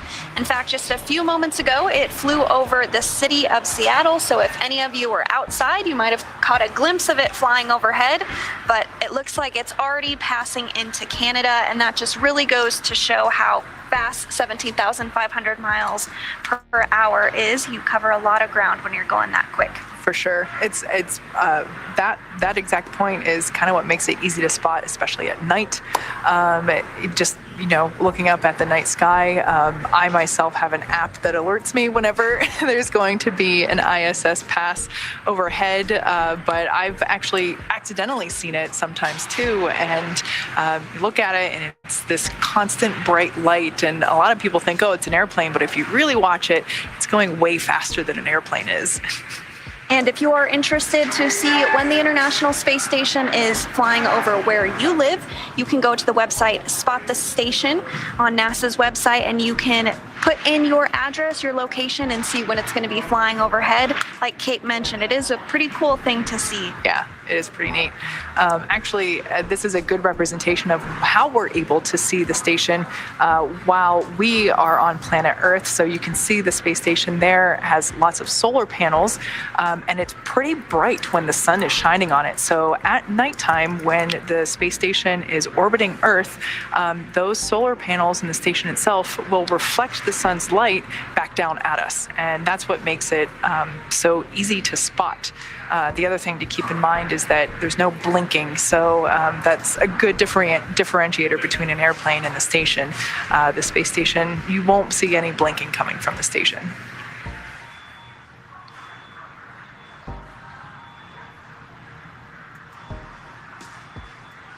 And we are now under 250 meters away from the space station.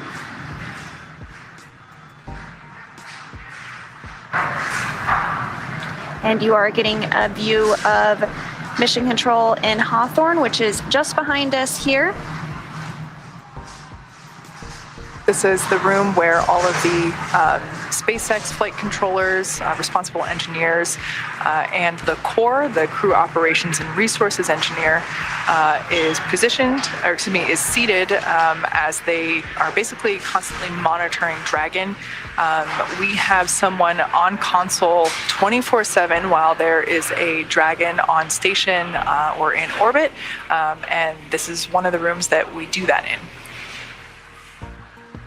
And similarly, in the International Space Station Flight Control. Dragon, SpaceX on the big loop. We see Endurance 2 minutes out from waypoint 1. Soft capture ring extension will begin shortly, and Dragon will continue approach to waypoint 2.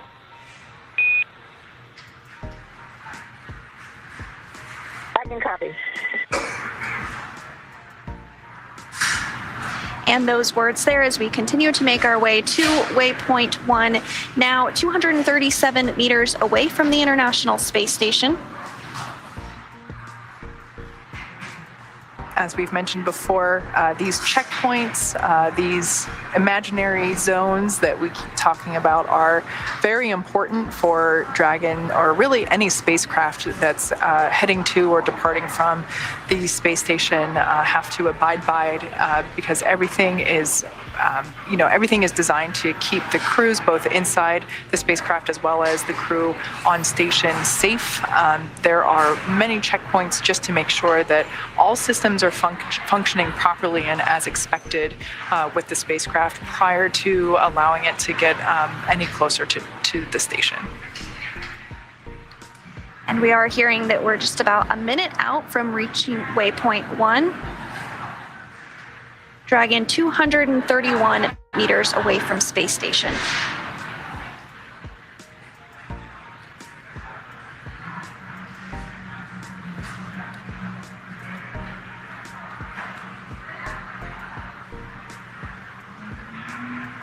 So we are coming up on waypoint 1, which is 220 meters right in front of the space station.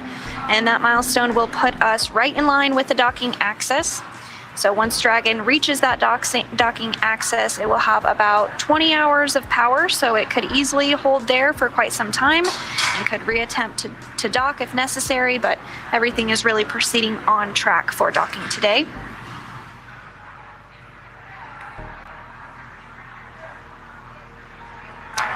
And we did just hear confirmation that we are at waypoint 1.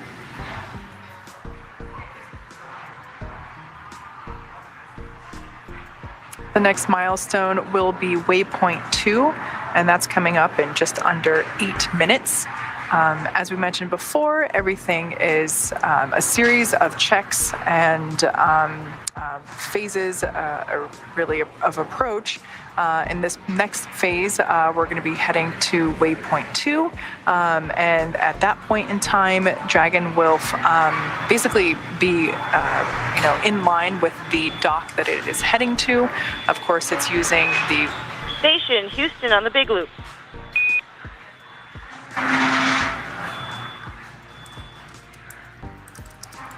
Houston with you on the Big Loop. Please monitor approach per step 3 of 1.102 Dragon approach and retreat monitoring. Let us know when your review is complete and you are ready for docking.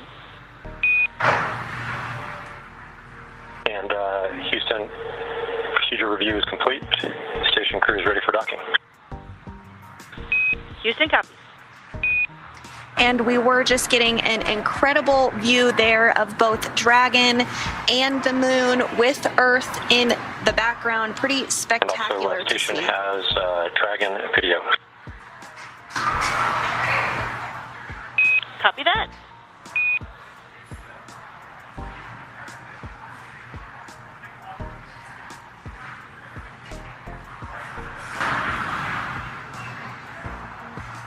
And there you can see that view again. The moon in the farthest portion of your screen there, the furthest back circle, Dragon in the middle, and the International Space Station in the closest field of view, of course, with our pale blue dot underneath it.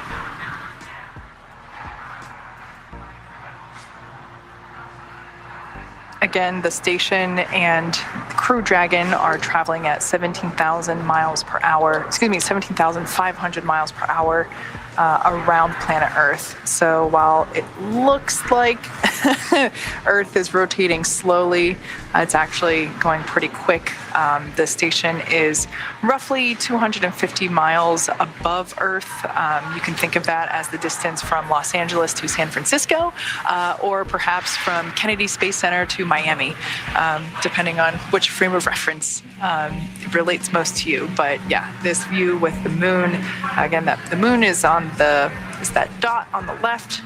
Crew Dragon is the dot on the right, of course, heading toward the station.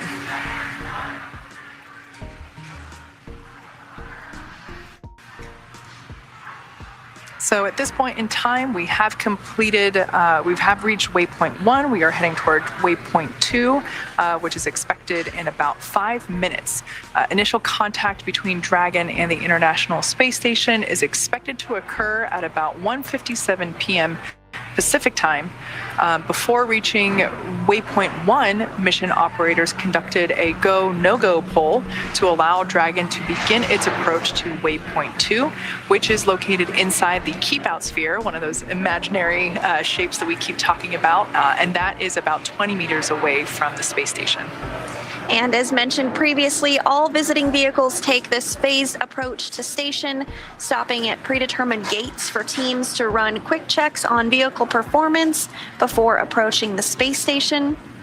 And when it comes to bringing two spacecraft together, slow and steady really wins the race, as docking operations require a great deal of precision to make sure we're keeping this spacecraft and the crew safe. Absolutely.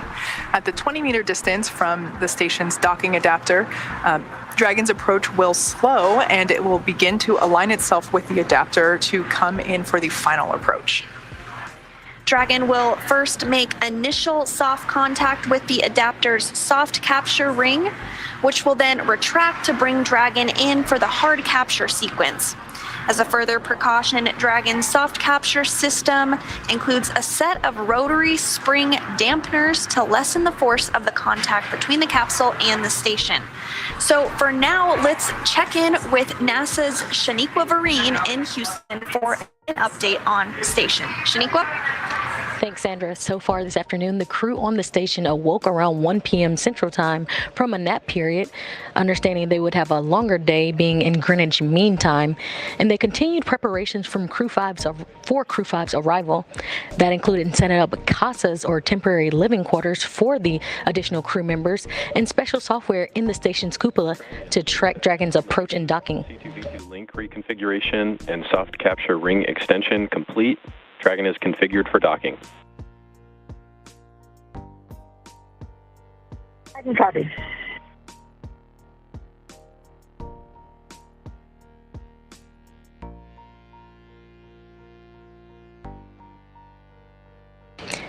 And you just heard from the core and SpaceX Mission Control.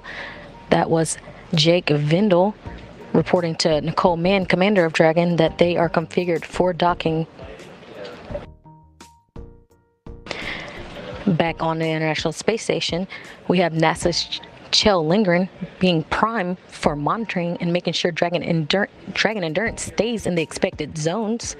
Once Dragon is docked, it will join 4 parked spacecraft at the International Space Station, including SpaceX Dragon Freedom, which brought up the Crew 4 astronauts back in April, Russia's Soyuz MS-22 cruise ship, and Progress 80 and 81 resupply ships. Again, after docked, Lindgren will also be primed to start hatch opening operations. Dragon, SpaceX on the Big Loop, Houston and Hawthorne have pulled go for docking. Confirm visors down and that you are ready for approach 2.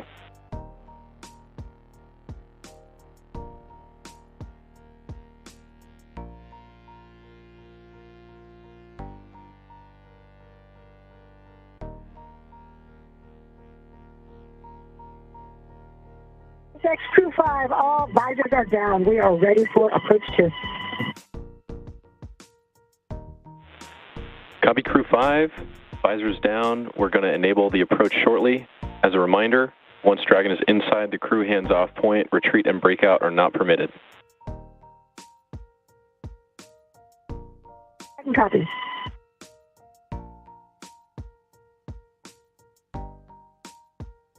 And you just heard another call from the core at MCCX responding to the crew that they are in preparation for docking in just about 13 minutes from now, and looking at to arrive at waypoint 2 in about 3 minutes and 30 seconds. Again, once docked, NASA astronaut Kjell Lindgren will be primed for getting ready for hatch operations. That includes him going to the large hatch on the nose to forward, giving him access into the pressurized main reactor.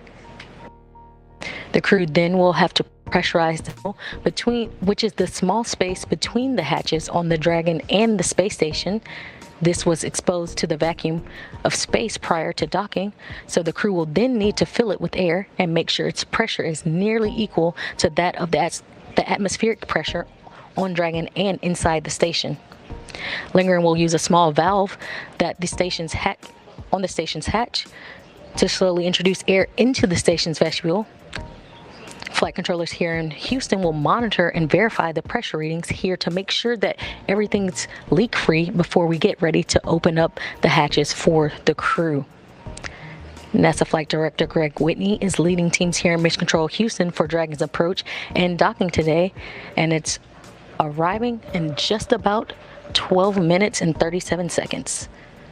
To his right is Capcom Amy Dill, who will be communicating with the crew aboard station. Right now, there are currently 7 astronauts on the station, 7 astronauts and cosmonauts living and working on the International Space Station, including NASA's Kjell Lindgren, Bob Hines, Jessica Watkins, Frank Rubio, and the current station commander and European Space Agency astronaut Samantha Cristoforetti, and Roscosmos cosmonaut Sergei Prokopyev and Dmitry Patelin. Crew 5 bringing the crew complement to 11. Again, we're excited to get our Crew 5 astronauts aboard. That's the latest from here in Mission Control Houston. Back over to you, Hawthorne.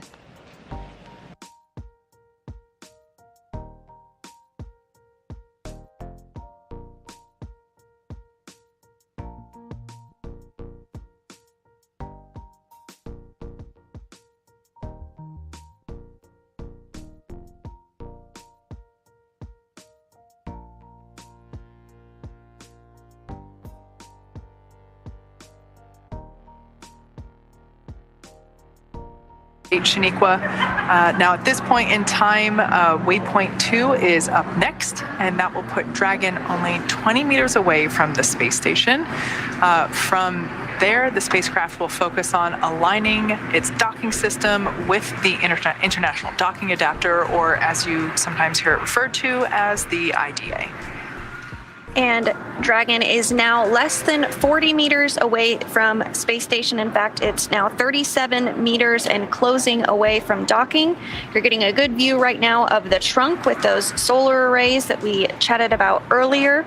Once Dragon does dock, it will be receiving its power from the International Space Station.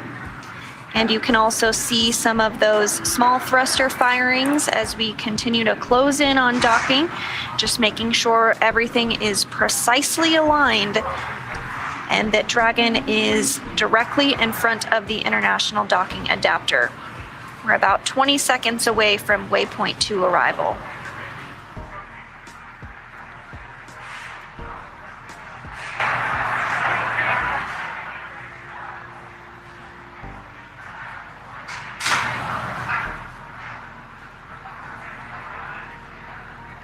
We are expecting docking to occur just a little bit later than planned, about 10 minutes from now.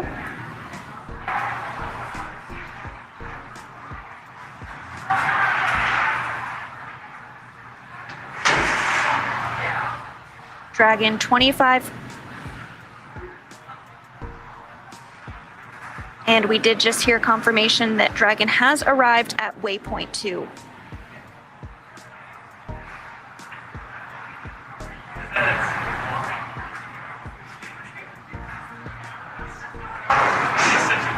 Once again, we're about 10 minutes away from docking to the International Space Station. We have a great view there on your screen of the forward hatch of Dragon. We can see that docking mechanism, the gray pieces there now exposed, and we have a great shot of it now that Dragon is so close to station. Station Houston on the Big Loop. Dragon is resuming approach and is go for docking. Monitor per steps 5 and 6 in 1.102 Dragon approach and retreat monitoring.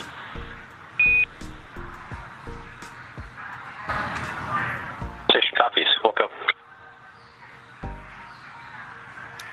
And that's the call we wanted to hear. Dragon is go for docking. Just a few meters away from the space station now, but when we are about at the 2-meter point, you may hear a call called CHOP, and that stands for the crew hands-off period. While everything has been done autonomously today so far, when we do hear that call CHOP, it means that any re-rendezvous would need to be done automatically through Dragon, and the crew would not be initiating any of that. We are 16 meters away from the International Space Station. On the left is Crew Dragon Endurance coming in for docking. On the top right with its nose cone deployed is the Crew Dragon Freedom that is currently docked to the International Space Station and is the vehicle that Crew 4 will return home on.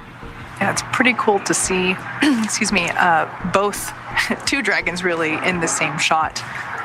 Once again, the Crew 5 vehicle there on the left, making its docking approach, which we're expecting in under 10 minutes. And then, of course, the Crew 4 vehicle there on the previous shot on the right-hand side. As we get closer, we can see more and more of the Dragon vehicle. For those of you wondering what those 4 black circles are, those are the forward Draco thrusters. SpaceX copies, 10 meters. And 10 meters away from space station now. And if you look at the Dragon capsule, you can actually see the side Draco thrusters thrusting, helping to steer Dragon closer to station accurately. And hearing we're just a couple of minutes away from docking, should be coming up just momentarily. Dragon now traveling less than 1 meter per second as it closes in for docking. as you've said before, Sandra, slow and steady wins the race here.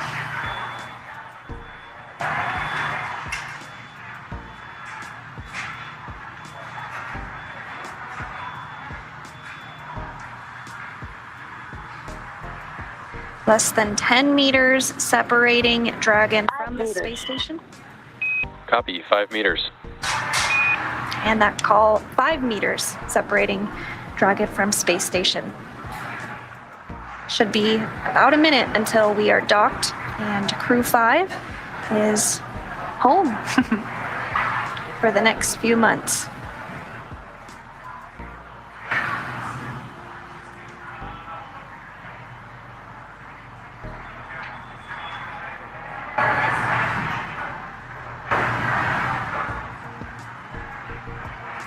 Should hear that call for chop here momentarily. 2 meters, chop.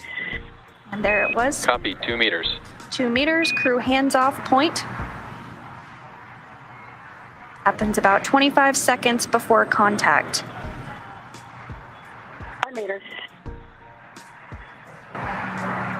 1 meter.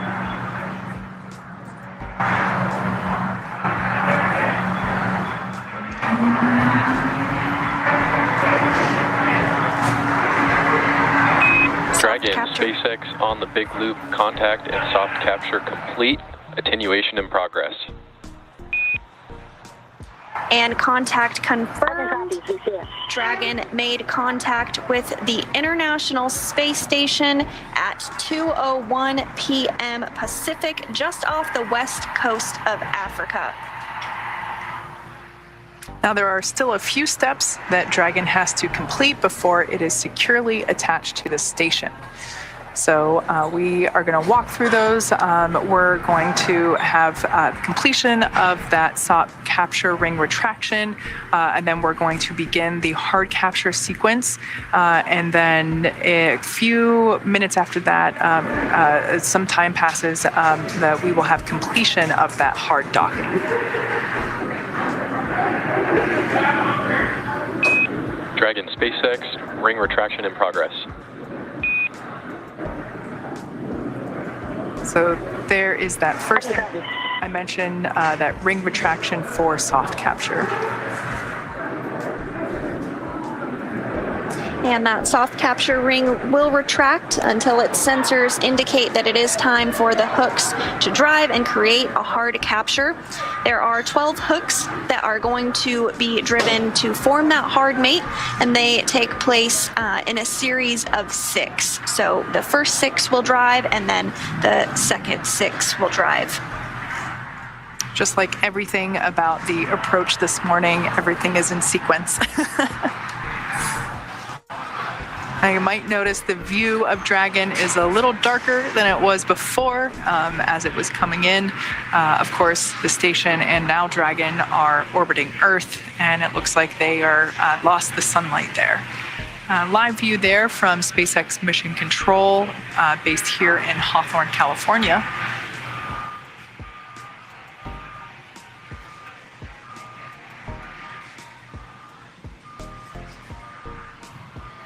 And so if you are just tuning in with us, Crew 5 has safely completed docking to the International Space Station.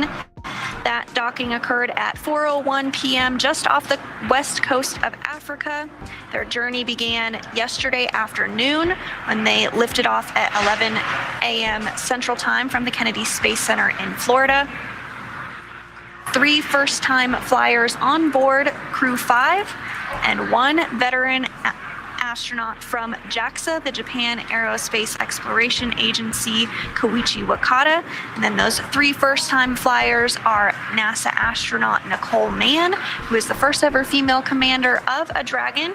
And once she floats on board Space Station, will be the first Native American to ever visit the International Space Station, as well as NASA astronaut Josh Cassada, who's the first-time flyer as well. And the other first-time flyer is Roscosmos cosmonaut Anya Kikina. That's right. Now, we have a little over 5 minutes left until docking is considered complete. As Sandra was just mentioning, the 3 first-time spacegoers on this mission, I I would have to imagine that at this point in time, they must be like children sitting in a car seat, just wanting to get out. They have spent a long time making this journey, literally since launch yesterday at noon Eastern time. And, they have friends on board station, and I bet they're just so excited to get out of their seats, get out of their suits, open up that hatch, and ultimately go get to hang out with their friends for a couple months. Absolutely. Dragon, SpaceX on the big loop, ring retraction complete. Docking sequence is holding for MCS reconfiguration.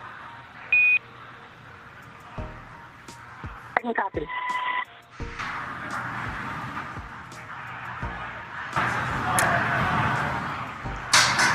And we did hear confirmation that the soft capture ring retraction is complete. So the next up is that hard capture sequence start. Again, there's 12 hooks that are going to drive in to create that hard dock between Dragon and the space station. We'll first see 6 of those hooks begin to drive, and then the other 6, and that will have our docking be complete.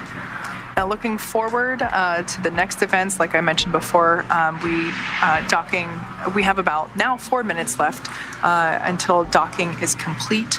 The Crew 5 crew will have the opportunity to doff or take off their suits. And then it's almost 90 minutes until they actually get to open that APAS hatch and get to go see their friends, really get to greet the Crew 4 crew and the other members, other astronauts that are on station. So as we've mentioned before, everything is a series of checks and check-ins. Everything is a checklist, a sequence of events, and so they're at the station. Station Houston on the big loop. MCS configured. Proceeding with hook driving. So there's that confirmation that we will begin to drive that first set of 6 hooks, and that is basically that hard capture process. So hooks are driving. This is the second time in the flight that we have done something with these hooks. They were also used just a short time after liftoff, after Dragon was inserted into a nominal orbit, and they helped to allow that nose cone to swing open. So hooks are continuing to drive.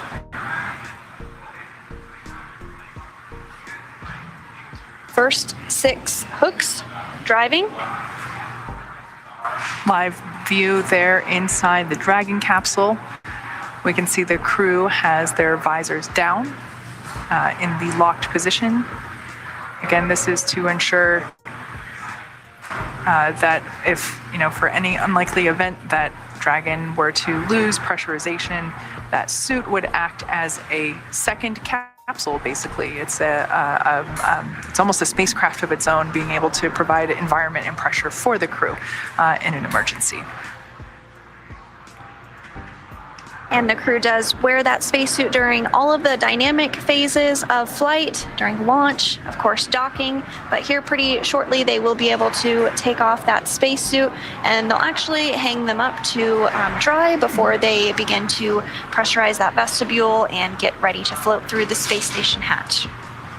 As we've mentioned before, those suits are unique, especially fitted for each astronaut, so they all have their own storage locations that the suit will get stored in, and then they'll actually put them back on not right before they come home. They'll do another fit check basically shortly before they come home. So the Crew 4 crew will be doing that soon in preparation for their return back to Earth, hopefully next week.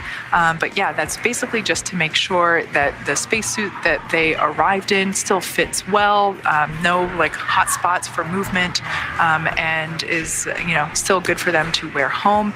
As Sandra mentioned before, those of us here on Earth, we know what gravity feels like, and the body does change with a lack of gravity.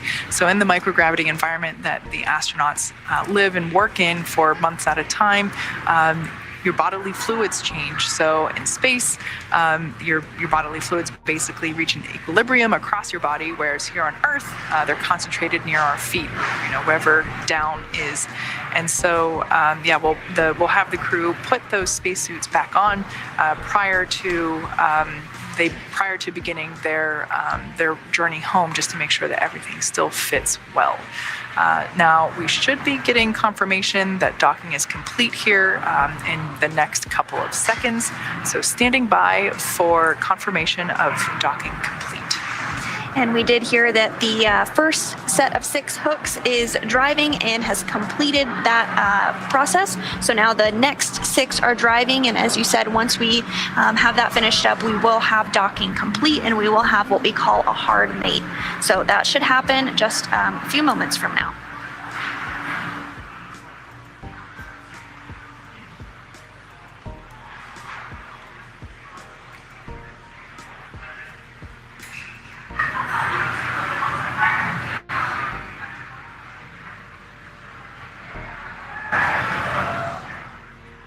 The second set of hooks is continuing to drive. And if you are just tuning in with us, 4 astronauts arrived to the International Space Station just minutes ago at 2:01 p.m. Pacific, 5:01 p.m. Eastern Time. And they did complete the soft capture ring retraction, which was the initial step in the docking sequence.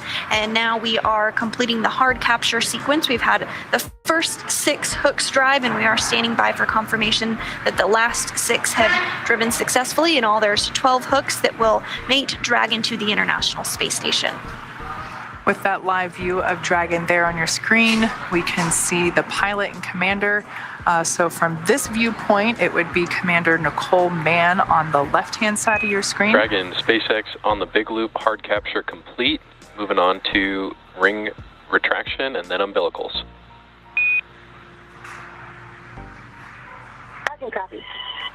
All right, and there we just heard that that hard capture is complete. Good news there.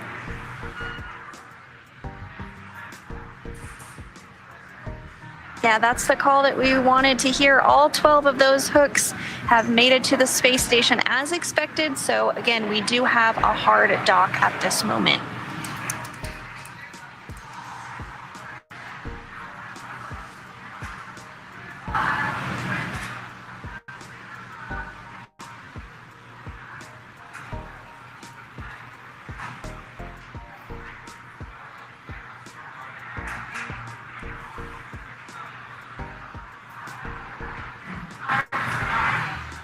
Now, once the crew gets confirmation that docking is complete, they'll then be given the go to doff or take off their spacesuits, and then begins the couple hours long process of opening the various hatches, both on the Dragon side as well as the station side.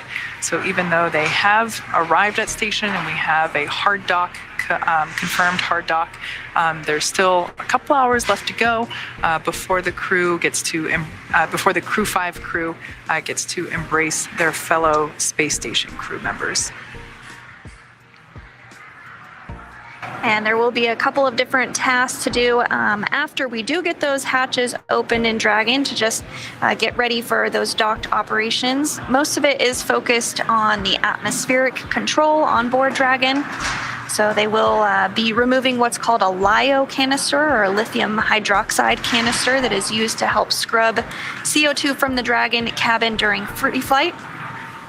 And they'll also remove a seal that essentially integrates Dragon's cabin with the rest of the space station.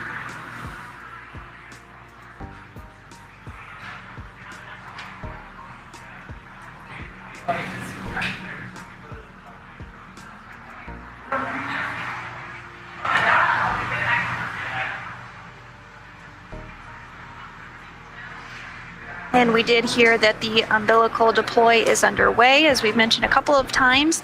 Once those umbilicals get set up and attached, that's how Dragon will get its power from the International Space Station. On the flight uphill, it utilized the solar arrays that are located on the Dragon's trunk. Dragon, SpaceX on the big loop, umbilicals mated. Docking sequence complete.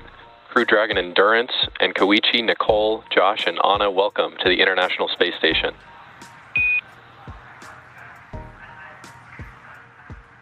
Thank you so much. Crew 5 is happy to have finally arrived at the International Space Station. Endurance is a very proper name for our training mission and the spacecraft. To the NASA and the SpaceX teams, a huge thank you, especially shout out to our training lead, Tyler Carr, for all of the simulations you put us through and the training. We were definitely well prepared, and we are looking forward to getting to work.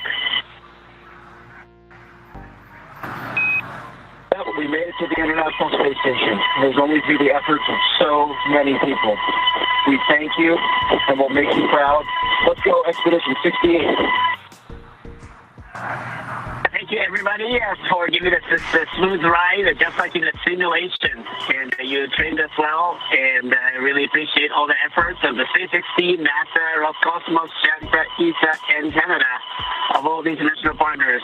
And I cannot wait to start working with our crewmates on Expedition 68.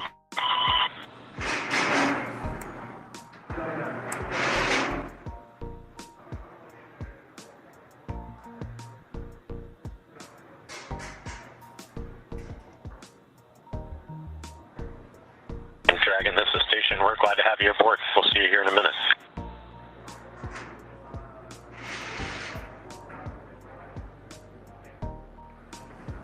And there you just heard some words. And Dragon, on behalf of SpaceX, it's been a pleasure working with all of you. Ground teams will be enabling hardline power and comm connection shortly as we work towards hatch opening.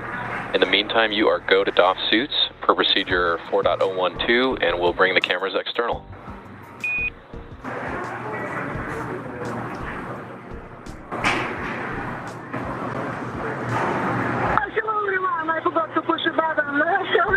Good. I really have emotions, and we have full emotions and feelings, and really grateful to you, everybody, who did it to us.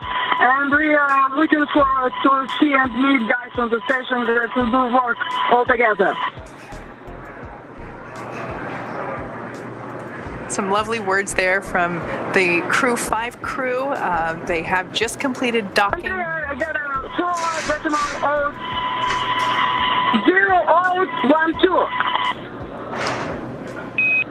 Good read, Anna, and great words. Last commentary there from Anna Kikina. I don't speak Russian, but I think there's a pep in her step. I think she's pretty excited to be there. So all that being said, now that Dragon has completed the docking sequence, the spacecraft must undergo a handful of checks before we're able to open that hatch. The crew on board Dragon will now get a chance to get out of their suits. Dragon, SpaceX on Dragon to ground, cameras are external.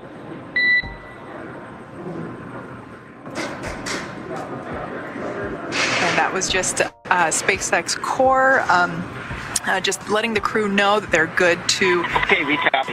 Turn on the cameras. Thank you, Object. Just letting the crew know that they are good to take off their suits. Those onboard cameras have now been turned off for privacy reasons. The crew will get a chance to get out of their suits before moving into hatch operations.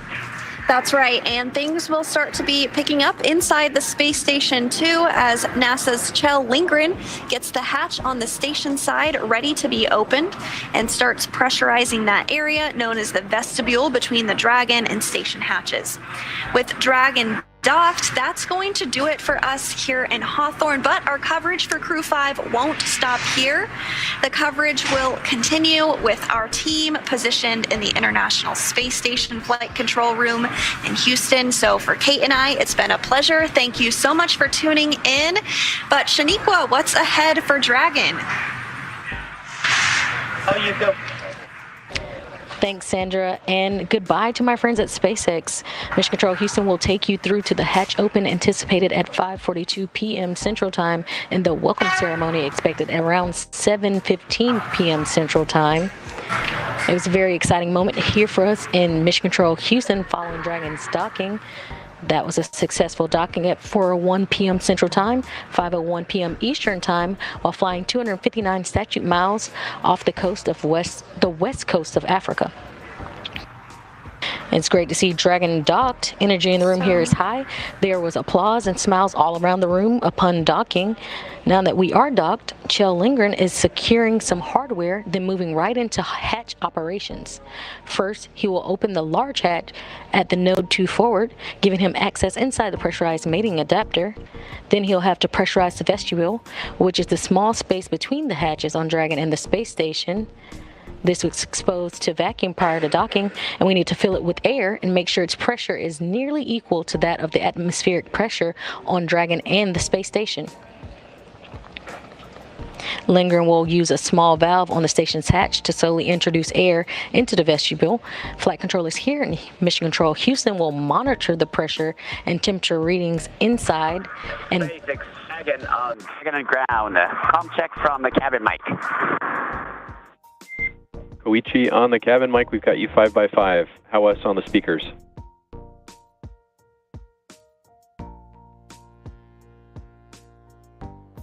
We got you loud and clear on the speakers. Thank you.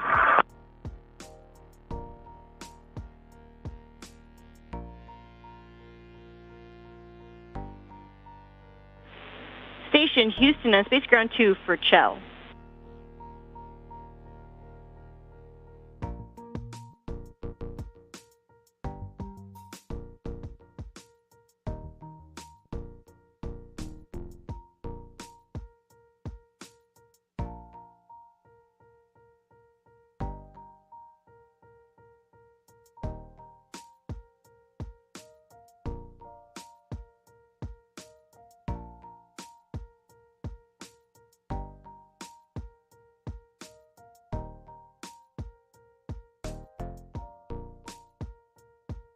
And you just heard a call out from Capcom here in Mission Control Houston. Amy Deal, sitting right next to the flight director, Greg Whitney, leading the docking and rendezvous portion.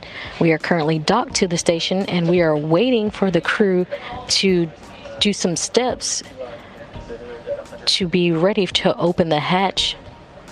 We just heard a call to NASA's Kjell Lindgren, and he was given the go to go ahead and begin those hatch operations. First, he will open the large hatch at node 2 forward, giving him access inside the pressurized mating adapter. Then he'll have to pressurize the vestibule, which is a small space between the hatches on Dragon and the space station. This was exposed to vacuum prior to docking, and we need to fill it with air and make sure its pressure is nearly equal to that of the atmosphere on Dragon and the space station. Lindgren will use a small valve on the station's hatch to slowly introduce air into the vestibule. Flight controllers here in Mission Control Houston will monitor the pressure and temperature readings inside and verify that everything is leak-free before we get ready to open up the hatches. Again, we're expecting hatch open to happen at 5:42 p.m. Central Time.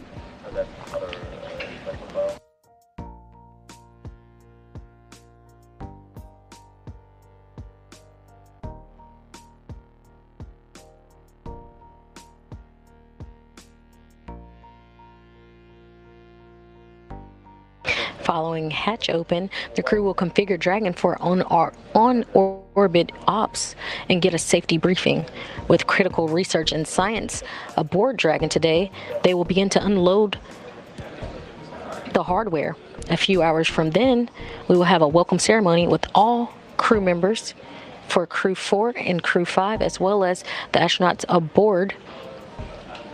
and cosmonauts aboard the space station.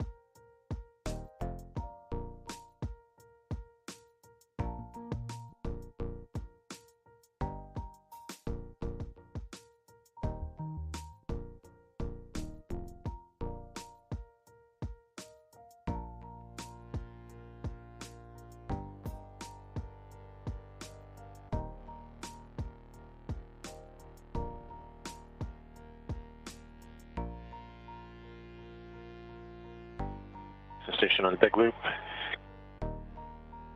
The No. 2 forward hatch is open. Copy, No. 2 forward hatch open.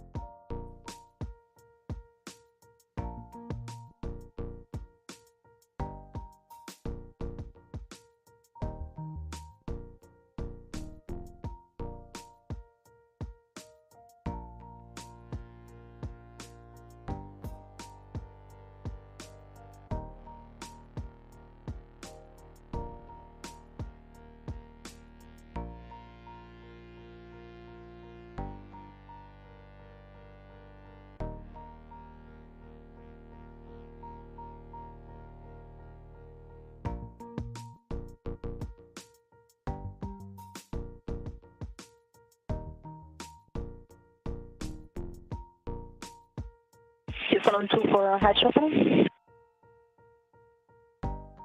Go ahead, Sam.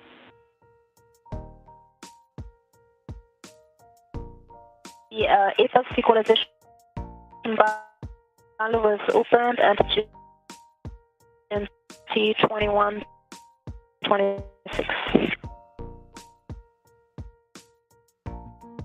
Houston, copy.